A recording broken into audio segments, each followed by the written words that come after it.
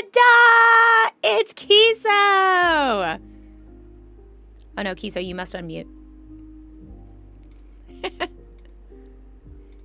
This is Kiso, everybody. Let me put guest in there. Kiso, you are live. Oh. Hello. Not for nothing for a second there. You were just kind of sitting and chilling. You can't hear me? Oh, That's no. No problem. Can you hear me now? I can hear you now. I forgot to unmute in Discord. Yeah. Professionals. We are professionals. Professional streamers. Correct. Okay, perfect. Can everybody put a 1 in the chat if we can hear Kiso and see Kiso? Everything's fine. Visuals are good. Audio is good. Kiso, do you want to sound off? I can't really do that. No. Hard this morning. Don't do it like super loud. I know you're kind of suffering. Yeah. I love that we traded voice things. Yeah, how awful. Last week I sounded like that, except I think what you have, I like dial it down a couple of notches and that's where I was. Terrible. Yeah. Okay, good. Everybody can hear you and everybody can see you. We love that for you. Okay, wonderful. Well, I'm happy that third time's a charm because we have rescheduled this 2 times. Because one, what we just said, because of the voice thing last week. Yeah. Last week it was supposed to be Sunday, but I had come fresh off of Katsu and was sick. So we were unable to because I sounded horrible. Nobody wants that for 2 hours. So we were like, let's just reschedule. I think the time before that, nobody wants that. I forget the time before that. I think I had a really bad migraine. Yeah. Yeah. Like you weren't feeling well, so. Mm-hmm. Yes. But today we've done it. We're here. We're live, and I love that for us. Kiso's, you know, he's sometimes making it to live is just as much as we can do. You know, like sometimes being able to hit that live button is a feat in itself, and I count that as a win for the day. Yeah, that's a win, dude. I'm gonna chalk this up and fuck yeah. Fuck yeah, we love that for us. Well, everybody, this is Kiso. Like I said, Kiso has been here once before.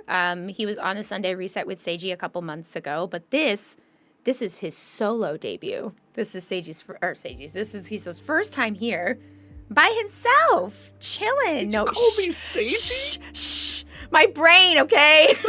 We're both tall. No, we're both Asian. That's fucked, dude. Imagine I get canceled right after that. Imagine someone clips it and then just like circulates it all over the internet. It's just like, what? Look what Kissy did. The way I would go down in flames is crazy. Just. Oh, that's no, it's okay. My friends would come to my defense. It's okay. Right on. Yay! As they should. Well, if they're good friends, they should. I hope so. I hope so too. Yeah. Hooray! Okay, cool. So as the automated message just said, I have turned off the channel points. I have some of the alerts still turned on just so I know when people are doing things like following and all that fun stuff. But yeah, we turned the channel point redemptions off because we're going to be talking about our mental health topic now. So this is the part of the stream where we're kind of shifting over into a little bit more of like serious talk and whatnot. So I just let everybody in the chat know, read the room.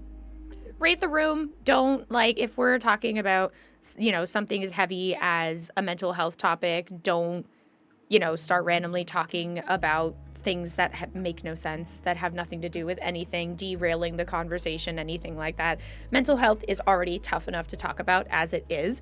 So when we do talk about it, I want to make sure everybody is, you know, with respect, maintaining the topic and maintaining the energy. So with that, hi, Kiso. All right, energy. Yeah, hello. Yeah. Energy's good. I apologize for my vocal quality today. Had a big party last night, and there was a lot of yelling across the bar. Yeah. So my voice is pretty strained, but don't worry. I'm not drinking anything good for it. Okay. I'm just drinking water. I'm drinking water. I was going to say, as a nurse, I'm really trying to hold back my judgment. Really trying. No, I specifically said that because I could see your eyebrow just kind of twitch a little bit there. And I was like, success. He knew. He was like, I'm gonna hear it. We're, I we're gonna am. do it. We're gonna do it. No, we're good. I'm drinking water. I got some hot water and stuff like that, and I'll have some tea later. Nothing with caffeine. Oh, good. Yeah. Perfect. Well, that's actually a really nice segue into what I always do with everybody who comes onto the Sunday Reset is the floor is yours. Can you tell the people a little bit about yourself and how you got into streaming and what you do on Twitch? How I like, good what's your platform? What you do? Yeah, Jesus. Oh my God, you have like 5 hours. Anyways, good morning. My name is Kiso or Kisogo. You can call me either. I'm a narrative and story game player, mostly indies. I'm also a craft cocktail bartender. Been in the industry for over, holy cow, a decade. Shoot. 16 years. Wow. Yeah. I've been in food and beverage hospitality for 16 years, and I love it. It's my favorite part of my life. I'm also a huge advocate for mental health. As I'm a U.S. Army veteran. My mental health journey itself has been challenging, to say the least, and I only pursued help only like about 6 years ago. So my mental health journey is still like relatively new. What was your other question? I honestly stopped paying attention. What? Oh no, that you were doing great. No, you were okay, doing I'm great. sorry. It was mostly just yeah, introducing so- yourself and telling us, Yeah. like what your streaming has been like and what you do on Twitch and how you got into it. Yeah. So, I mean, I, like many people, got into streaming during the pandemic. You know, and I didn't really know what I was doing. I was just kind of doing it for fun. And then I think it was like, I don't know if you've ever heard of a game called To the Moon. Yeah. It's one of my favorite games, and it made such an impact. Like if for those of you guys who've never played it, just a short synopsis. That game is like, it's about like, think about principally like if there's a company at near the end of your life that can like go in and they can grant you your greatest wish in your life, and what they do is they dive into your memory and they reconstruct your memory virtually and allow you to live an entire life in a moment, right? Before you move on, right? So that's the conceit of the game, and it's told beautifully. It's told in reverse and then forwards. So you go back and you see all these moments in this guy's life that, all the regret that he's had, and all the missed opportunities, and what he pursued instead of like the path he pursued instead of another one, and the regret and things that and guilt that he had, and it's absolutely like heartbreaking and moving, and like I wept bitterly on stream, and it made such an impact that I realized that I wanted to use my stream platform in 2 ways. So like, I run a virtual bar on Twitch. I run it I present myself exactly, well, pretty much exactly as how I present like when I'm working as a bartender, as a professional. But also I wanted to be a place where I could, because I play a lot of like narrative story games, like I could pursue so my big 4 are like guilt, shame, anger, and fear. So being able to like pursue those emotions in a way that is organic and in a space that I feel that is right for me to do so. I play a lot of games that help that elicit that emotion, those emotions in me, because for so long, like I was very shut off from my emotions, and I didn't allow myself to like feel them like in the moment. I was like compartmentalized really well, which allows me to function amazingly in the military, but it doesn't allow me to function great as like a civilian. You know what I mean? Right. So Yeah, compartmentalizing is like a double-edged sword. Like it lets you do it lets you stuff it down to handle it, but it doesn't let you process it, and it doesn't let you like work through things. So even though you stuff it down, eventually it has to come back up.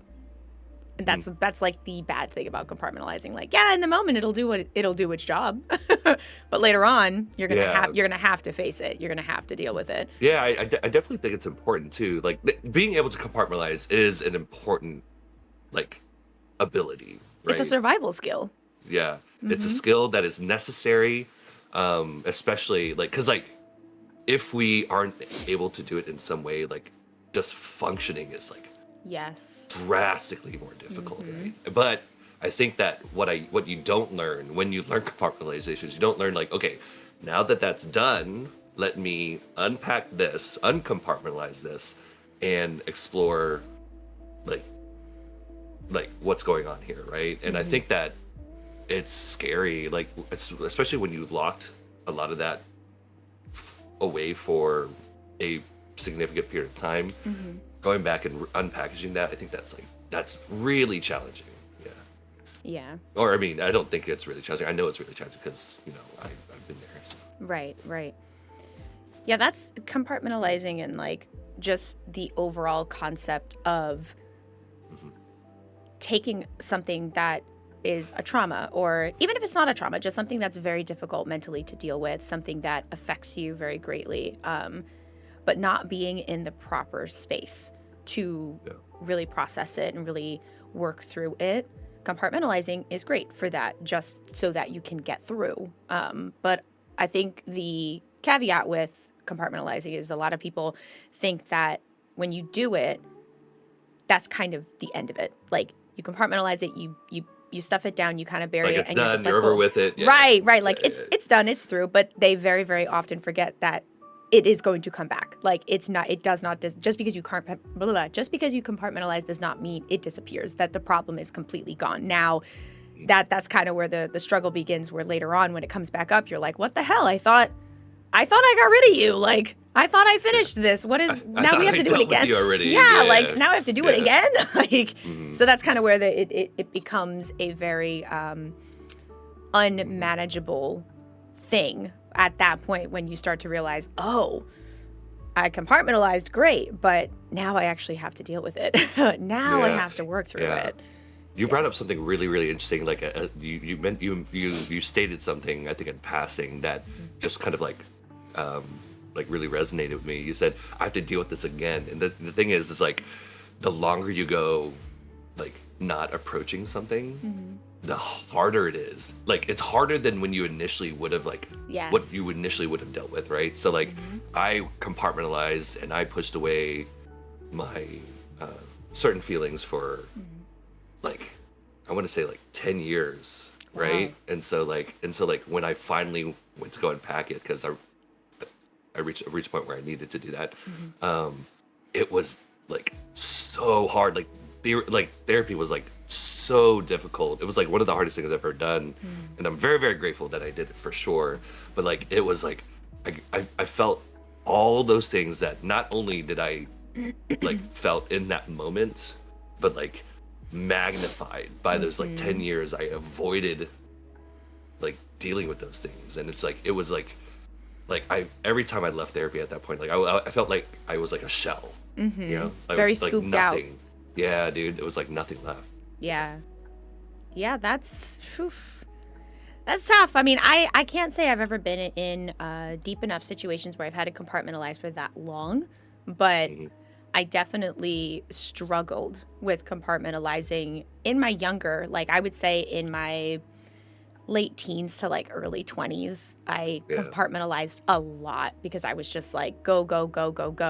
I got to do this. I got to hit this goal. I got to accomplish this dream. And I just didn't have time for things like setbacks and failures and disappointment and all those like really heavy feelings. Didn't have time for any of that. All those family things. Family trauma. Cultural trauma. Sure. Yay. Like we just did not have time for any of that. Thank you, Dad. Thank you. Seriously. Sure. And thank you like all other family members beyond that. Yes. Aren't you a doctor? Oh my God. Oh my God. And it's like, even when you are pursuing, you know, the medical path. Like it's never good enough, right? No, it's not even like it's not good enough. It's more so of like the expectation of you Oh yeah. succeeding, of them being like, you're so smart, you're so talented, you're so bright, you've got this in the bag, you're handling it so well. Meanwhile, I'm having like multiple mental breakdowns during the week because I have like 4 exams that I have to Yeah. study for, and the pressure is Yeah. immense. So like, Yeah. you Your know, brain is on fire. Yeah. yeah, the compartmentalizing was really good during those times. Yeah, for sure, dude. I get it. Oh man. Well, not to. I feel like we went into mental health, and now we're like, with these next 2 questions, we're going to segue slightly out of mental health, and then we're going to come back. We'll be.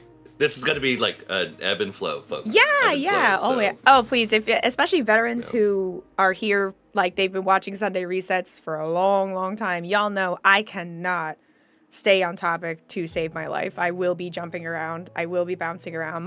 The good thing is I have been told. I have been told if I stray from the topic, I'm really good at coming back eventually. Eventually. So, we'll circle you know. back in about. Yeah, like give me like half an hour, I'll come back. Hi Yami, thank you for raid. Okay, so kind of talking a little bit about streaming and whatnot. You mentioned Sure. a couple of things that you're really passionate about. Like about mental health, and you talked about your big 4s and how you play games that kind of force you to confront those things. They have those themes so that you can be exposed to them and whatnot. So. I'm not going to assume, so I'm just going to ask, what are some of your favorite things about streaming? And then what are some of your least favorite things? I don't know, because I don't know if I'd like think it in that context, if that makes any sense. Allow me to kind of like dive into that. I think that I want to state right off that if streaming ever becomes not enjoyable than enjoyable, if that makes sense. If it ever unbalances at that point, and I approach my career this way too. Like if I reach a point where I'm no longer enjoying what I'm doing, there is no reason for me to do it, right? Correct. So like for the same thing with my career, if I no longer enjoy what I'm doing, or where I'm working, or for the people I'm working for, then it's an easy decision. Like no longer am I pursuing that, and that is like pursuant to this concept of I feel like we've talked about this before, but like ikigai. Have we talked about this before? Ikigai? Ikigai, yeah. So ikigai is something. So at the beginning of my mental health journey, I started pursuing this like Japanese philosophy. Ikigai is about like fulfillment and purpose, right, in life, and it posits that there are 4 circles that are in our lives, right? These are the things that I'm good at. These are the things I can get paid to do. These are the things I care about, and these are the things that I believe are important for the world. And like the intersection of those 4 circles, the very center of those, that's your ikigai, right? So being able to find something that whatever we are pursuing, this is a lot have to do with like career, right? Career and like life choices and stuff like that, right? Because it's about like fulfillment and about purpose, like finding something that hits all of those marks. Like when I learned about this philosophy, I've been pursuing this ever since basically like I started my mental health journey as well. After I started learning about this and putting this in practice in my life, decision making has been like way easier for me in terms of like what I pursue, right? So whenever I have an opportunity that rolls across like my mental desk, I don't know if I said rolls across, Mental but it's not desk. important. Yeah, but whenever I have an opportunity that comes up in my life, right, all I have to really ask is like, does this fulfill these points, these circles? Does it hit any points of these circles, right? And I think that it's important that, especially when we talk about things that you care about, but also things that you think are important for the world.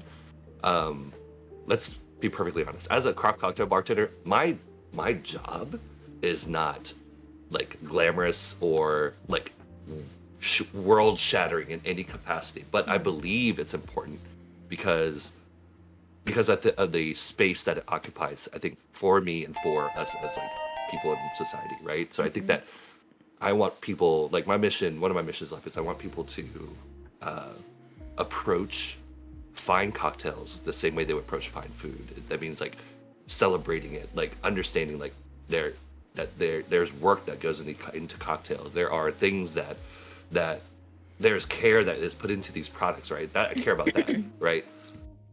and going along with like, I know I'm like talking like crazy tangents right now, but like I promise you it'll make No, sense. I love it. So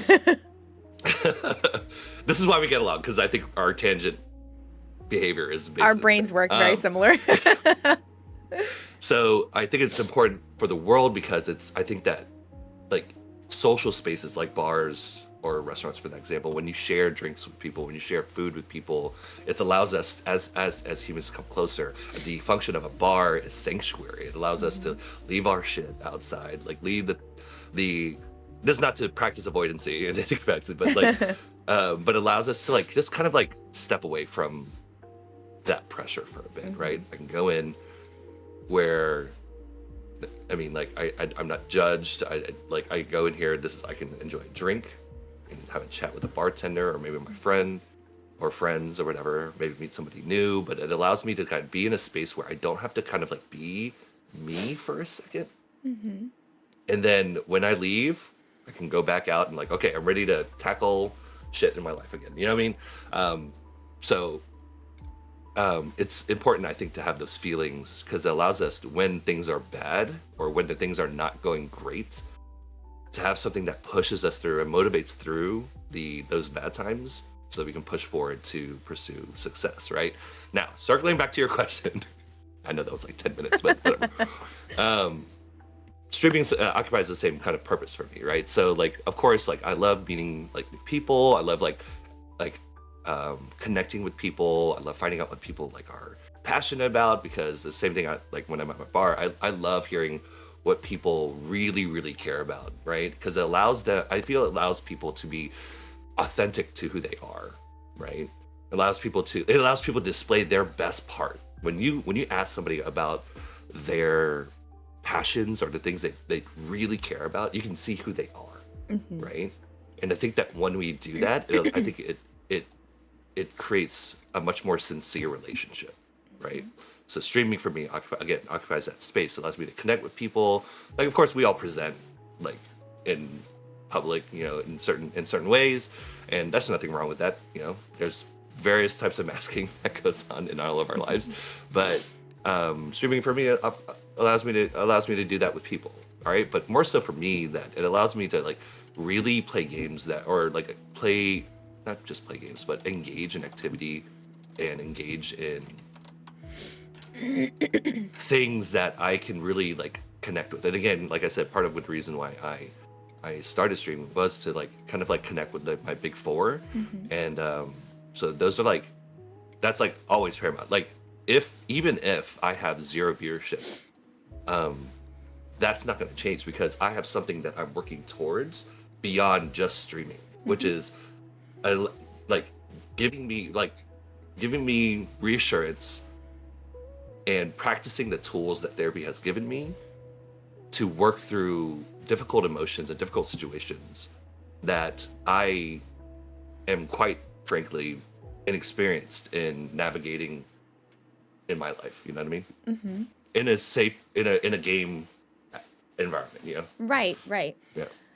I 100% agree and both relate very heavily to the concept of streaming being a place for you to connect and to just kind of, it's like, it's one of the biggest reasons I started doing the Sunday Reset in the first place was because not that I didn't enjoy connecting with people while playing video games and whatnot, but my niche, especially when I first got started in streaming, my niche was horror games. It's really hard to connect with people. Yeah. It's really hard. You're not connected with shit. No, you're not really paying attention to chat as much when you're playing a horror game because you're just very, very like sucked into the game. And that's fine. And obviously that worked out. People loved that, whatever. But I was missing that that opportunity to connect with people on the emotional way that I wanted to, that I do as a person in my day-to-day real life. And so that drive to want to connect with people and to want to talk to them and get to know them and let them get to know you and just kind of like see what makes them who they are as they go through their walks in life is such a big draw for streaming. And it's such a big draw for people like us who holds, spaces open on Twitch for purposes just like that. And Yeah. that's also another reason why I think we get along so well, is because we have very similar goals when it comes to streaming and like why we do it and why we're still here like after doing it for so long. Because I'm pretty sure you and we've both been streaming around the same amount of time. Yeah. You started during pandemic, yeah? I did, yeah. Yeah. So it's been a while. It's been a couple of years. It's not like, it's not like we just started. Like, yeah. I think you have more lights than me, but yeah, sure. Not that I'm jealous in any capacity. I mean, I would rather be where you are right now. Look at your background. It's beautiful. Oh, yeah. I'm really here. Mm-hmm. Yeah. Isn't that the illusion of streaming, that we can kind of present whatever we want? Yeah. Yes. Yes, it's all lies, guys. It's all lies. What was it from Portal? The cake is a lie. The streamer is a lie. Mm-hmm. You found us out, yes. You found us out. No, literally. Okay, perfect. So, sorry, my eye is itchy. So now, as we're like getting back into the mental health side, just a generalized, and this might take you a little bit of time to figure out how you'd like to answer it, and that's totally fine. But when it comes to mental health, just as a whole, right? If somebody were to ask you, how do you define mental health? What do you think you would tell them? A very straightforward question for a very complicated, subject. Mm-hmm. All right, so can you restate that question just one more time, just so I can make sure I understand you fully? I can reword it if you'd like. No, go ahead. Okay, so if somebody were to ask you, hey, Kiso, I wanna get your pure, raw answer on this mental health. If you had to define mental health, what it is to you, what do you think you would say?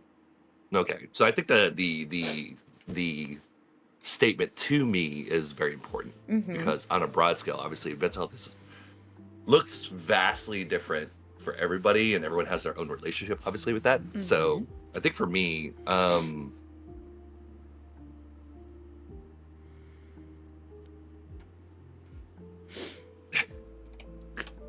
glad you asked this question. I think there are aspects that I think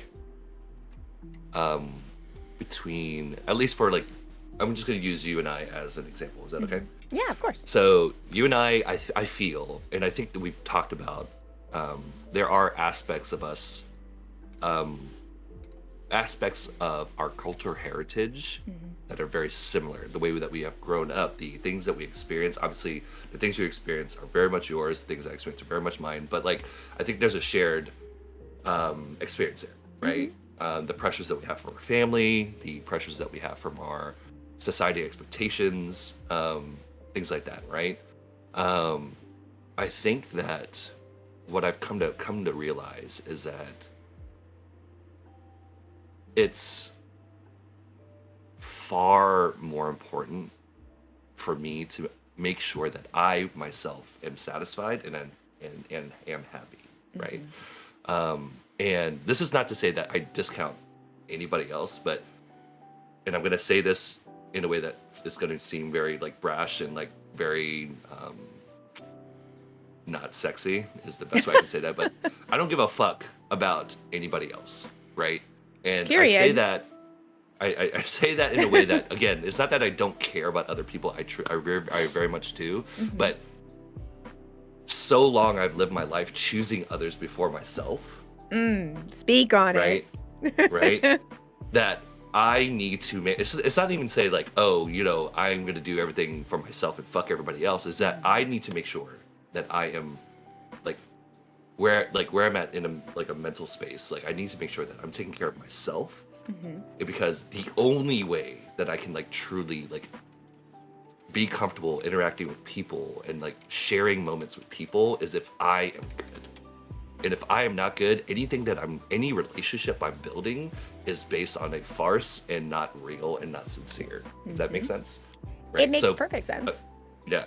So that is what mental health means for me, is that my journey is mine. It is ongoing, and it will last, right? This is the way it is for the rest of my life, right? Going through, again, and I don't want to overshare, but I suffer from PTSD from my experiences in the military, right? So like,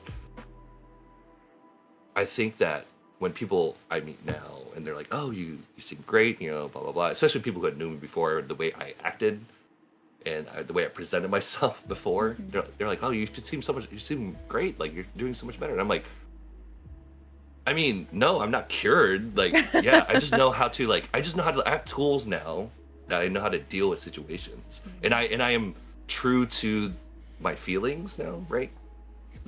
I sound really really. I hope I don't come across as like.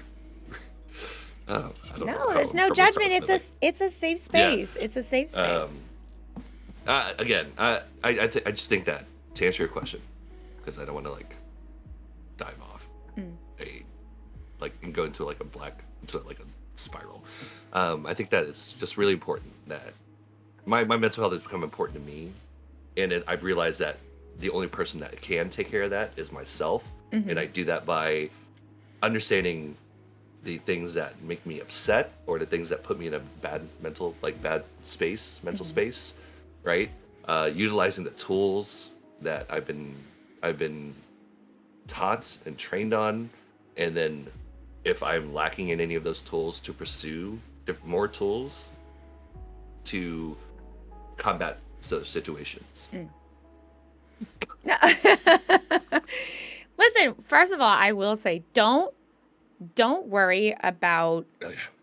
you know, don't worry about how you're coming across, because I I pick my Sunday reset guests very, very specifically. I Okay. do so with the trust in knowing that I know that person well enough to know that however they present themselves is exactly who they are. So I don't have to worry that whoever I bring onto the Sunday reset is going to put up some sort of front or some sort of persona that's different than how I know them. And if I'm comfortable Yeah. with how I know them, then I'm comfortable with having them on, the Okay. segment. So I know how you talk. I know like I know your I just talked in mannerisms a and big whatnot. circle for like fucking First of all, you wouldn't be the only one. Second of all, Okay. big circles. Listen, in the grand scheme of things of like thinking, sometimes thoughts can be so big and convoluted. Yeah. You have to make a big circle around them in order to figure out how you're going to get back. Like, Yeah. I used to beat myself up a lot about that too. Like, oh my god, I can't stay on topic. Like, I can't figure out how to Yeah, get from it's like tough, point A to dude. point B. But like, Yeah. in my brain, it doesn't work like A to B. It works like A and then A chapter 1 and then A part 2 Yeah. and then A like sector 3 and then I get to B. Yeah. Like, it just happens. Yeah. Really quick, I'd have to run upstairs for like 2 seconds. I just got a Okay, text. 2 seconds. I'll be right back. Okay. keep Am them I in entertained, charge? Kiso. Perfect. Hello, everybody. It's now Kiso stream, not Kissy stream. No. How are you guys doing? Actually, this might be a good opportunity to, take a break yourself, grab yourself a snack, maybe something to drink. If you guys have any questions, ask me anything over anything that we just talked about. If you want me to stop talking about any subject that I've been talking really, really awkwardly about, please go ahead and let me know. Or if you have any questions about like my career, my mustache, any of those are, I think, doable, askable. Sure, whatever. You haven't slept much the past 2 days, but you're here because of Marvel Rivals. No, you haven't slept much the past 2 days because of Marvel Rivals. Oh man, didn't they just release like The Thing and Johnny Storm? What product do I use on my mustache? Tears. No, nothing. I actually don't use anything. I should probably use product, but I don't. How do I maintain with such a beautiful stash with this pair of scissors? Pretty much where I'm at, Drink lots of water.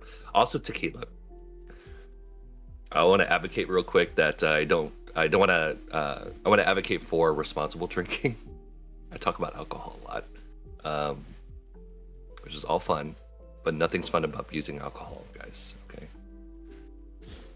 Marvel Rivals is a drug. I have a problem. See, the big step, big like Sky Blue is admitting you have a problem. So you're doing great.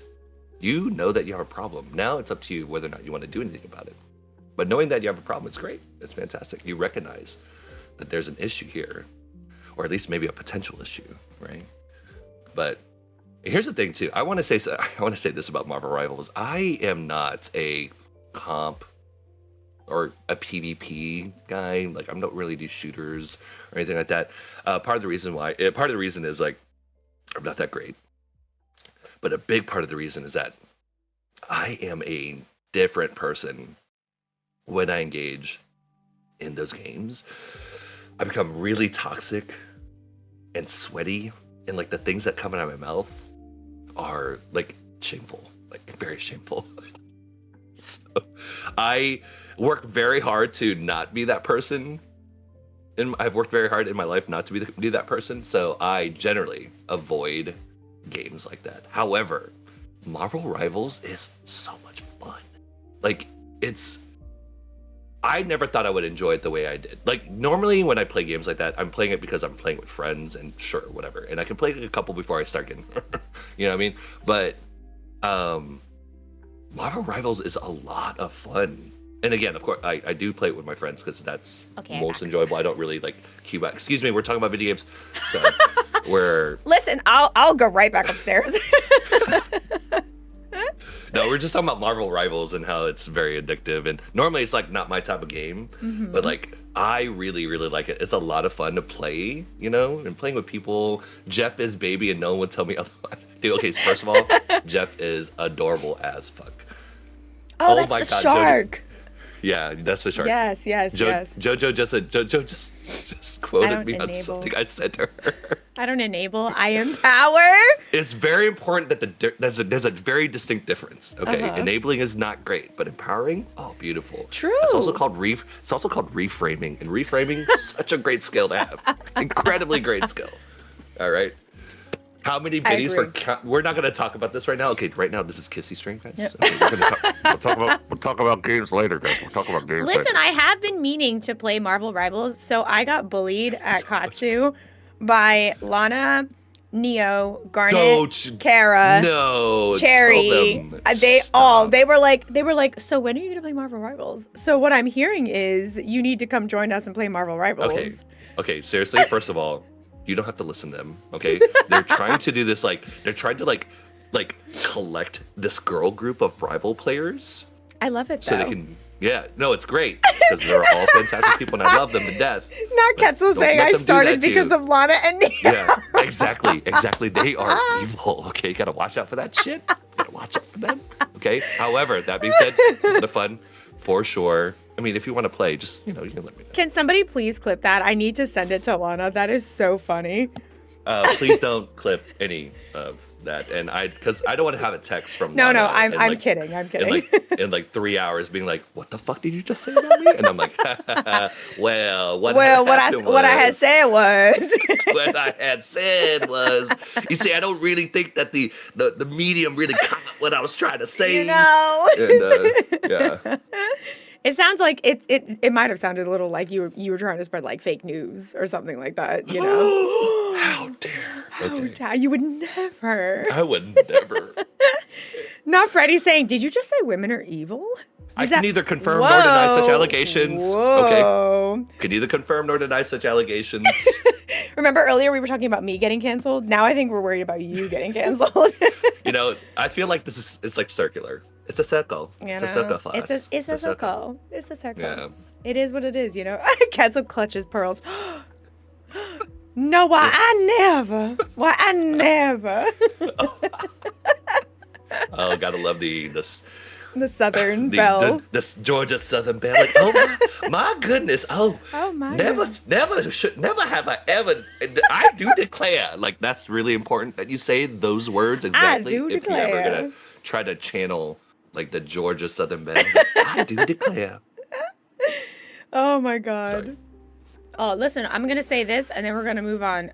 I may or may not play Marvel Rivals, and if I can do, neither confirm nor deny such allegations.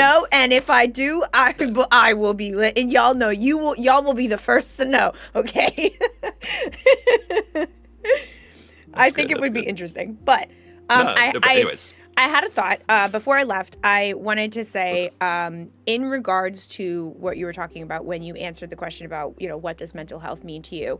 So, one, I love to ask that question because, especially for what the part that you caught on, where you said, "What does it mean to you?" I am a very big believer that mental health is interpersonal. It's very much like my mental health and my experience and my perceptions are not going to be the same as somebody else's. Right. And so what it means to me is not what it means to you and not what it means to the next person and the next person.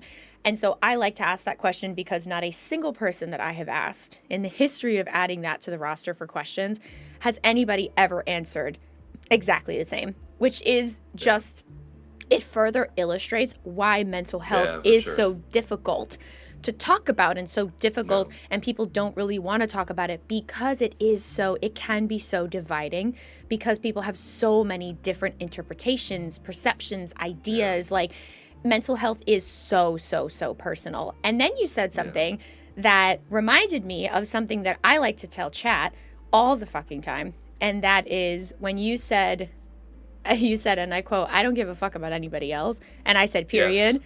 I did say that. You did, and I loved it because I always tell everybody, including chat, and y'all could back me up if you've never heard me say this before, you are lying, but I always say that at the end of the day, the most important person is always going to be you.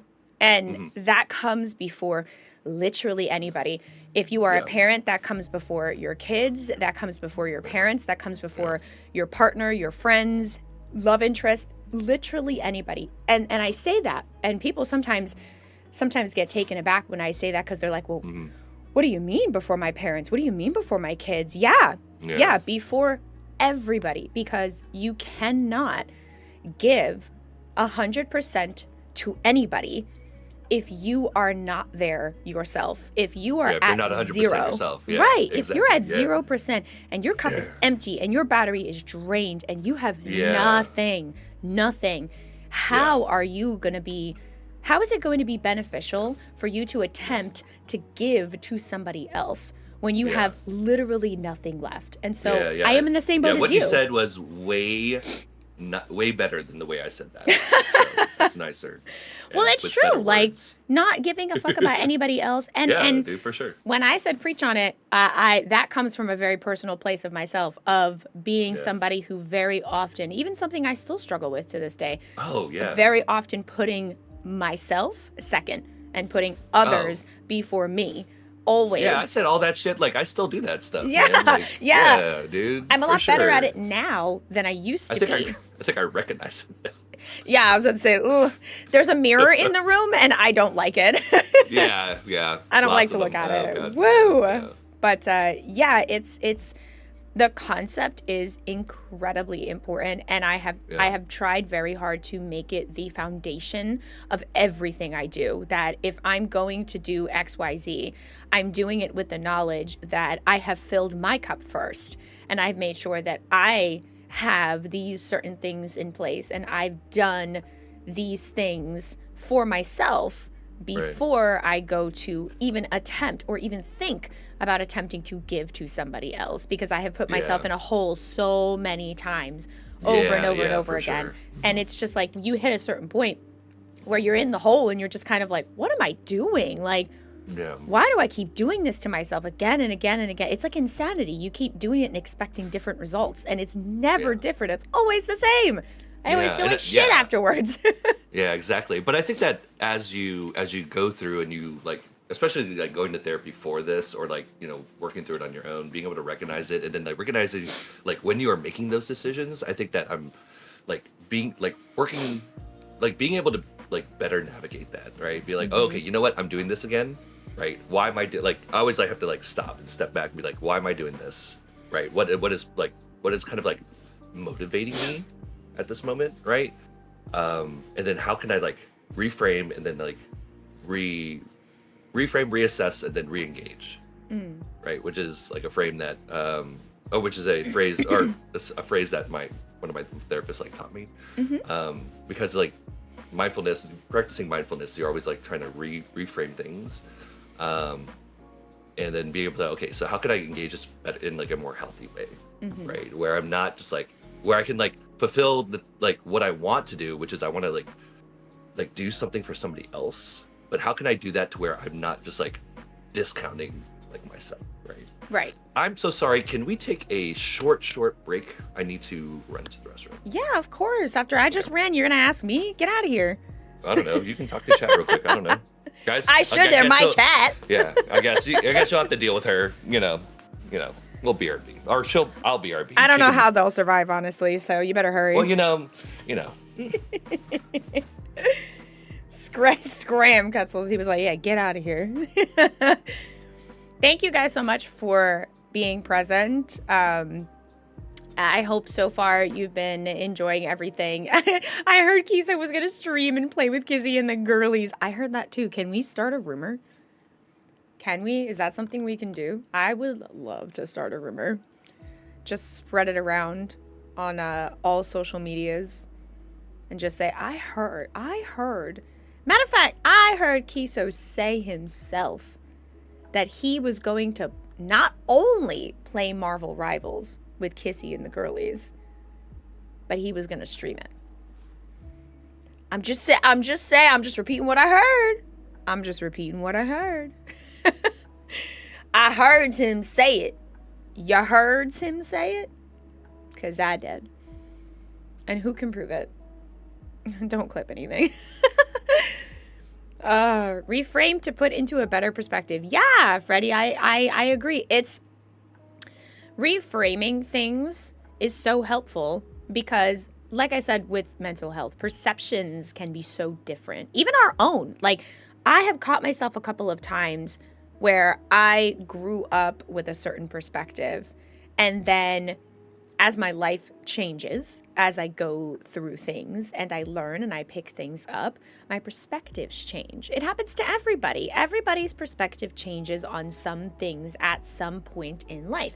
And so when your perspective changes and you have to reframe things in your mind, you have to literally take everything you know, put it in a box and shake it around and open up the top and see what you get. What you get is what you now have to work through and relearn. I call it self-gaslighting, but positive gaslighting. You know what's so funny? I have actually heard people use the phrase gaslighting in like a positive way, like gaslighting yourself in a positive manner. So like if you have a very poor self-image, like you just you're not really confident, you're not really into yourself, you don't think you look good or whatever. I've heard people use the phrase gaslighting where they'll like stand in front of the mirror and they'll gaslight themselves every single day into believing that they are beautiful, into believing that they have worth, into believing that they are good looking, that they, feel good, that they are good people, blah, blah, blah, until they start to believe it. Because what is your reality if not what you believe it is? Just like Freddie said, perception is reality, but perspective is what's important. That's entirely true. Welcome back. Hello. Did you change? No, I've been wearing this entire time. What are you talking? No, I'm just What do kidding. you? I was gonna say no. It was getting warm in my hoodie, so I was like, ah. Yeah, no, you're good. We were just talking about something that Freddie said, where he said reframe is to put into a better perspective, and then he said perception is reality, but perspective is what's important. And we were talking about what is not your reality, nice. if only what you perceive it is. So like, if I walk around with a negative headset and tell myself all of the time, I'm a terrible person, I'm horrible, I'm ugly, I'm unworthy, I don't deserve love, this and this and that. Mm-hmm. That's what I believe. That's what my reality then becomes all the time. Yeah, for sure. Because that's my perception. And because of that, it biases your attitude, how you approach like things, to like how you approach other people, how do you approach situations. And if you already have this mindset, you're already going to occupy a certain space in that relationship or into that whatever it is that you're saying. I do want to point out something that Chris Lee said, if you don't mind. Chris Lee says, I call it self-gaslighting, but positive gaslighting. And I totally get what you're saying, but I think that the word gaslighting has a negative connotation, right? And I had somebody say this I had a friend of mine say this to me. He goes, I already have enough gaslighting in my life. I don't want to do it to myself. But Mm-hmm. it's not gaslighting. Okay. Gaslighting is when there is like, I feel like in the sense of the word, it's like nefarious purpose behind why you're trying to convince somebody to think a certain way, Mm-hmm. right? For your own purposes. But the problem is you can't be like like this is not being nefarious to yourself. This is like you are reframing so that you can literally put yourself in a different headspace Mm-hmm. to approach something more objectively or in a different manner, right? So reframing I think is a really great way of just like of utilize of that word is really good to utilize because it's something that allows us to again, it's just about changing perspective, right? What Mm-hmm. Freddie Nash said was fantastic. Like I couldn't agree more with how you structured that, Freddie. But like you have to like be able to reframe for yourself so that because if we don't constantly do that, like I'm again just I'm really it's really easy for me to just go down this like huge spiral, like oh I'm not fucking worth this shit, like I can't do this no more, like blah blah blah blah blah, all this other stuff, right? But I have to like take each situation, and be like, okay, how can I take this like, oh, I don't know if I want to talk to this person because like like I'm afraid of XYZ or Mm-hmm. whatever, right? But you know, how do I reframe that in a way that makes me like allows myself grace? That's another thing too. Like I don't think we've talked about that. Like allowing yourself grace, right? And forgiving yourself, and which I wanted to mention because that's your pumpkin queen today. Segway. Yeah, yeah. But that's a big thing. Like being able to give yourself grace, right? And giving yourself a break, Mm-hmm. right? Because we are hardest on ourselves. Like as an interrogator, I don't think I mentioned that. Sorry, in the army I was an interrogator. So there are lots of like things that we did with reframing and gaslighting and manipulation that allowed us to how do I say this in a way that doesn't make me sound like an asshole? uh, there are when somebody hears the word interrogator or interrogation, right? There are a couple things that come to mind, especially when we like on TV in TV and movies, you see like a guy like always like or a guy or gal like slamming on the table or pushing somebody against the wall, and that is what is known in my business as fear up. Mm-hmm. Okay, I'm gonna give you guys some like insider interrogator knowledge, right? So that is fear up on an external scale, Mm-hmm. right? So I'm very much aggressive. First of all, that type of behavior is not in accordance with Geneva Convention. You should never lay your hands on people. I just want to let you know that I never did any of that. I can neither confirm nor deny any such knowledge about how to waterboard or anything like that. I just know that it Oh exists. my gosh. Okay, but again, I'm just talking in broad terms here, right? So when you have the aggression, when you have like I like grab the dude by the shirt and shove him against the wall and say, "Yo, tell me all this other stuff," right? You're externalizing fear, Mm-hmm. right? Which is obviously very scary, but also very what's the word? Concrete, Okay. right? Because I know what the threat is, and the threat only has so much boundary. Mm-hmm. Because like, look, listen, if this guy's like trying to gonna beat me up, he's gonna beat me up. I already know what that's gonna be like. Yeah, it's not gonna be pleasant. It's gonna suck a lot, but I know where that structure, like I know where the boundary of that is, right? I know where the left and right of that is, right? We were taught in interrogation school that we have to like utilize what we find out about people and then allow them to build their own fear internally, right? That Ah. is also fear up, but that's an internal scale. And the thing is, there is nothing you can do to me externally that is worse than I will do to myself internally, right? Mm. We are our own worst enemy. Our brain is incredible. It can create the exact situation that makes us the most scared, Mm-hmm. the most vulnerable, the most angry, the most guilty. Like our brain knows exactly how to do that. Mm-hmm. So when I constructed a situation, I'm sorry, let me rephrase. When we construct ourselves a situation, all right, in our minds, our mind goes, okay, what about this? Because you feel this way? Remember when this happened? Oh, this is the Yeah. same thing, right? And then let me add on this piece of shit too. Like, and it's really, again, it's cyclical. It's like spiral. Like, dude, and I feel like we've all been there, right? And that's the Absolutely. thing too. When you are faced internally with these anxieties, right? With fear, with anger, with whatever, shame, or whatever your big emotions are, right? You have to be able to be adept at reframing what you are telling yourself. Otherwise, you will destroy yourself. Yeah. Yeah, I 100% agree. I like what Freddie is saying in the chat. That quote: "If he's gonna beat me up, he's gonna beat me up." Like Exactly. that is what that is. Like, you know, Mhm. if somebody is approaching you aggressively and puts that, you know, that energy out in the air of being like, I'm gonna hurt you, I'm gonna make you fear that I'm going to hurt you, then it's like, okay, well, I mean, sure, I'm that gonna fear. sucks, right? Like, I'm Yeah, gonna yeah. fear I'm it. gonna Like, fear. Yeah. nobody wants to get hit, of course. Like, cool, Yeah.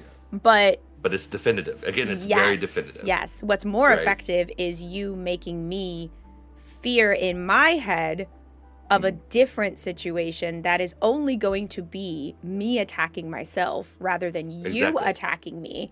Yeah. Because, it's a situation you create yourself. And it's Right? worse. Yeah. It's always Yeah, worse. exactly. It's always worse Like, because a person is only Yeah. limited to how much they know about what you fear to instill physical fear or external fear towards Exactly. you. But Yeah. nobody knows you better than you.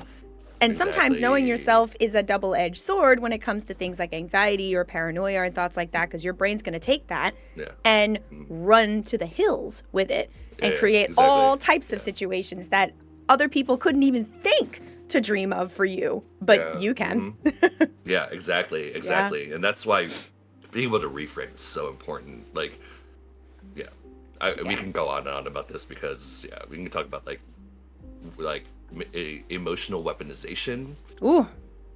in Woo. family dynamics that I don't think we have time for. You know what I'm saying? It would be and so what I'm hearing is that we have to do another segment for family You're kidding me? dynamics and emotional damage. Are you kidding me? Emotional damage, dude. I'm telling you, bro. Damage. Like, again, I think we all know what that feels like. Yeah.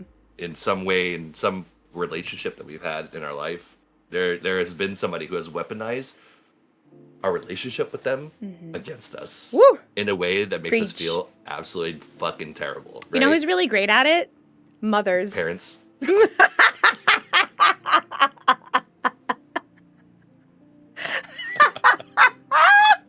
Oh, that's beautiful. That Can is you tell where beautiful. our trauma comes from? Yeah, no, not at all, right? Not at all. Thanks.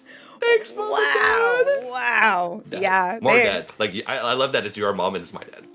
I feel so. I have such an interesting theory on that. I feel like, oh my God, Mama Sensei's in the chat. Uh-oh, hi. We were talking about The Sims and how our favorite characters to create in The Sims are her mom. I'm sorry, like the mom moms. character, and mine is like the dad character. Quick, turn everything off right now. Anyway, stream's over. Bye. Anyway, Hello, good Mama morning, Sensei. Mama Sensei. No. We would never do that. No. We would never talk about our parents. What we are talking about is we're talking about like our own uncanny ability to create the worst situation in our minds for ourselves, and how that quickly leads to just like a spiral of like self-doubt and destroying yourself and things like that. Of course, we're definitely not talking about you. Not that I know where you live and it being the truth. Oh, that's so funny. Dude, if you had pressed the end stream button, I would have laughed so you know something? I grabbed my hard. mouse. I grabbed my mouse to go over to my ending tab in my OBS, and I was about to be like, "Oh, bye, we're leaving." I've done it before. I'll do it again. I'll do it again. Well, as everyone can see, Mama Sensei is. We have a rule here. We stop everything that we're doing. And we say, "Hi, Mama Sensei. How are you? Good morning." Mama Sensei Good morning, is Mama Sensei. Kissy Sensei's actual IRL mother. who comes to chat Yeah. with the most impeccable timing. Oh, incredible. Incredible. That's my mom has amazing timing too. And what is it? Does your mom tell you what my mom tells me, which is that I know everything. I only let you think that I don't know everything, but I know everything. It sounds way more threatening in Vietnamese. I'm just gonna say. Like, I believe you. I believe you. If my mother was like the traditional Puerto Rican who, like, if English was her second language rather than like her, well, I guess my mom like blended because her parents raised her speaking Spanish because they didn't speak as much English, but my mom didn't like only primarily speak Spanish and then like Right. learned English like much later on in life. I feel like she learned both at the same time. Gotcha. So I don't really know which one would be her first or second language in that case, but whatever. Yeah, but if she was more of like the traditional where like her first language was Spanish like all the time and then she had to learn English later on, yeah, I think if she would say that to me in Spanish, yeah, I feel like it would also sound a lot more threatening. Oh yeah, yeah. That is. Yeah. Whew. Anyways, Woo, anyway. what were we talking yeah, right. about, What were we dude? talking about? Anyway, Yeah. but no, I think to go back to the segue that you presented for forgiveness, how you were talking about, you know, like how your brain just kind of constructs the worst scenarios for yourself. I think when it comes to, and this actually segues perfectly into the question I want to ask you to actually like get into our segment topic. Yeah. When you create these scenarios in your head and your brain just kind of like runs with them, you can very much so hurt your own feelings. You can really just kind of like, you can create scenarios, but you can also create outcomes that actually never really happened. But because you don't have set and concrete answers, your brain just kind of accepts them as reality. So you can hurt your own feelings and being like, oh, you know, so-and-so, they think this about me. I know they do, with like no confirmation whatsoever. And it can be very difficult to reconcile within yourself that perception is not correct. And it's better to go to the source. So I would say that is a super hard thing to get past and makes things like forgiveness difficult. But in your words, what would you say is the hardest part about forgiveness? The concept about being able to do it, like what is the toughest part for you when it comes to the concept? You know what's really, really interesting is that I think there's tangentially something else that we talked about before that I think plays a lot into this. And I think part of the reason why it was so difficult for me is because of this other thing that we mentioned earlier, which is like we're so willing to do things for other people, but it's so difficult for us to do it for ourselves. And forgiveness falls into that category too, right? Like I want to like do stuff for other people. I want to serve them. I want them to be happy, you know, at the expense of my own happiness sometimes, you know. And then for forgiveness, that like there's a lot of mirroring like motivation, or not motivation, that's not the word I'm looking for, but mirroring like things that are happening here. Like I find it way easier to forgive other people than it is to forgive myself. And I think again, I mentioned earlier about like giving yourself grace, and like this is hard. And I may touch on some things that maybe a little bit emotional, so I just want to mention that ahead of time. That's okay. Because I really want to approach this authentically as much as possible. So like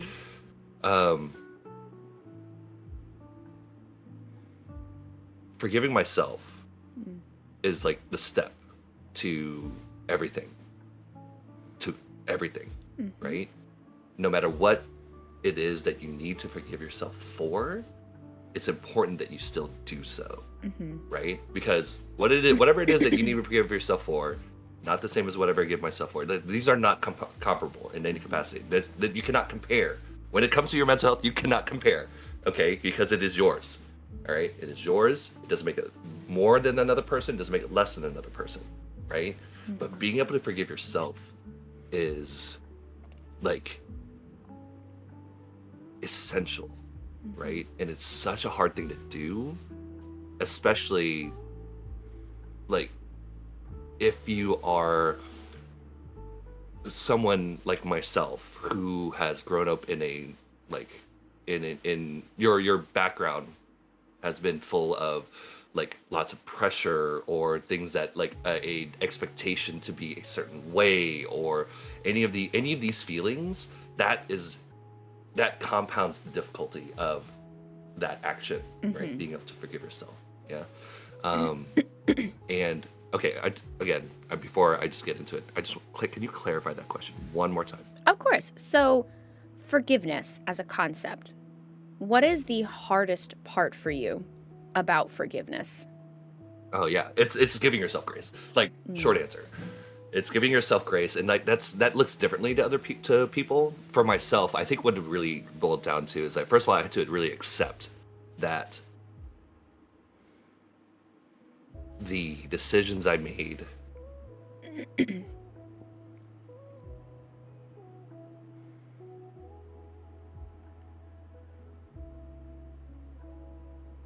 excuse You me. got it. Take your time.